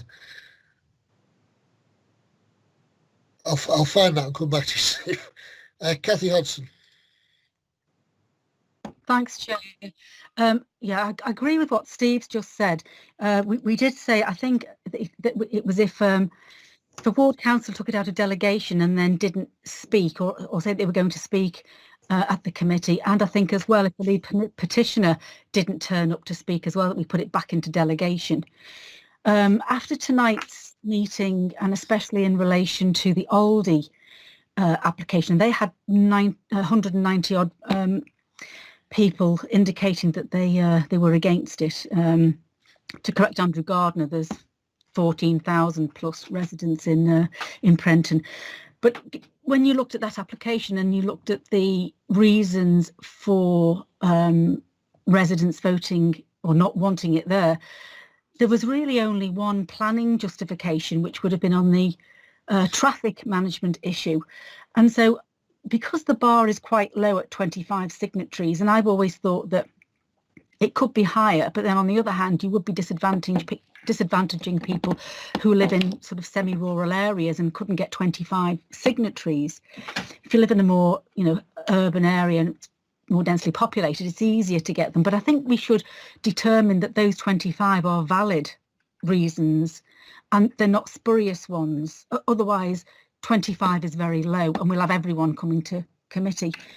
The other thing following tonight's, it's always been that the objector and the petitioner, the objector and the applicant can speak for 5 minutes and the ward councillor is unlimited. I think after tonight, I would like to recommend that the ward councillor has 10 minutes. I mean, to be fair, 10 minutes is a long time to speak, and if you can't get your points across in 10 minutes, you're over-egging the pudding, really. So that's what I think anyway, Chair. Thank you. I am looking for a seconder for these, but I'll just come back to what Steve asked. In Appendix 1, Steve, there's a paragraph that reads, in order to promote effective decision-making and to ensure that meetings of the committee are managed effectively, in the event that a lead petitioner or ward councillor do not register their intention to speak to the item at committee, the matter will be taken out of the committee agenda and revert back to officer delegation. So not only does it cover a situation where the ward councillor doesn't follow up on their removal from delegation, it also covers petitions as well. The other thing I wanted to point out, Chair, is that the application tonight on ALDI should have been fairly straightforward, and it was strung out for ages. Most of the comments were not anything to do with planning, and that was a £5 million development in Prenton, which if I was a resident of Prenton, I'd be really happy with. But once we get into the schemes that are coming forward for the regeneration of Birkenhead, if we get the system clogged up with applications that take hours to get through a planning committee, then Birkenhead will never be regenerated. So I think we really need to streamline it, and so things are pushed through quicker, and we stick very closely to planning reasons and don't get sidetracked with spurious things, that are not anything to do with planning, basically. Thanks, Chair. Thanks for that. I mean, I'm reluctant. Obviously, we don't want to re-debate matters that have already been debated, and members might want to sleep on. We can return to some of these things in due course, rather than allow the experience of one member tonight to lead us maybe in a direction we don't want to go with. I think I'll stick with what I've moved for now. I'm sorely tempted to go down the 10-minute route for councillors, but we might want to reflect on that, I feel.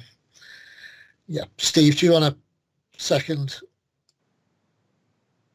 Yes, Chair.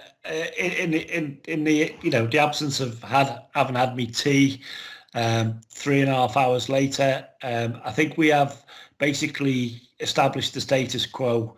When we come to look at the strategic committee and stuff like that, we can adapt as the year goes on, and we now have a new team, and we all get to know each other. We can hopefully work together to resolve some of these issues, but we need to make progress tonight and have a basis to work on for. We're not going to solve all the questions tonight, so I'll formally second your proposal. Thanks for that, Steve. Yeah, no, we're not, and I am trying to maintain this. I mean, we're still meeting over computers, aren't we? It's it is quite difficult. So I don't want to place a time limit on it. It might become a lot easier once the the public health emergency has passed. Don't know what time frame that's going to be. Okay, to make progress, so Steve can get his tea. Again, I'll ask if anybody wants to vote in order to vote against, and if not, I'll take those as having been agreed. I'm just being asked by committee members. Yes, there's the spokespeople will provide names for their places on the strategic application subcommittee. So we've been offering for 3 Labour, 2 Conservative, and well, I'll tell you, it'll be me from the Lib Dems. So no doubt the lead members for the other groups will be able to provide those names to the monitoring officer in due course. Okay, I've given people plenty of time to write that they want to vote, and they haven't said they do. So no, we don't need the names now. You can email Mr. Neil in the morning with names, just in case you need to consult. Members, thank you very much. Thank you very much for your perseverance with this. I'm going to request that we have shorter agendas. We have reserved dates in the calendar. Hopefully you've picked them up when you looked at it, so that we can have shorter meetings, no more than 3 applications, and if necessary, pick up the reserved dates. So, having said that, after 4 3/4 hours, I'm going to declare the meeting closed. Thanks, Stu.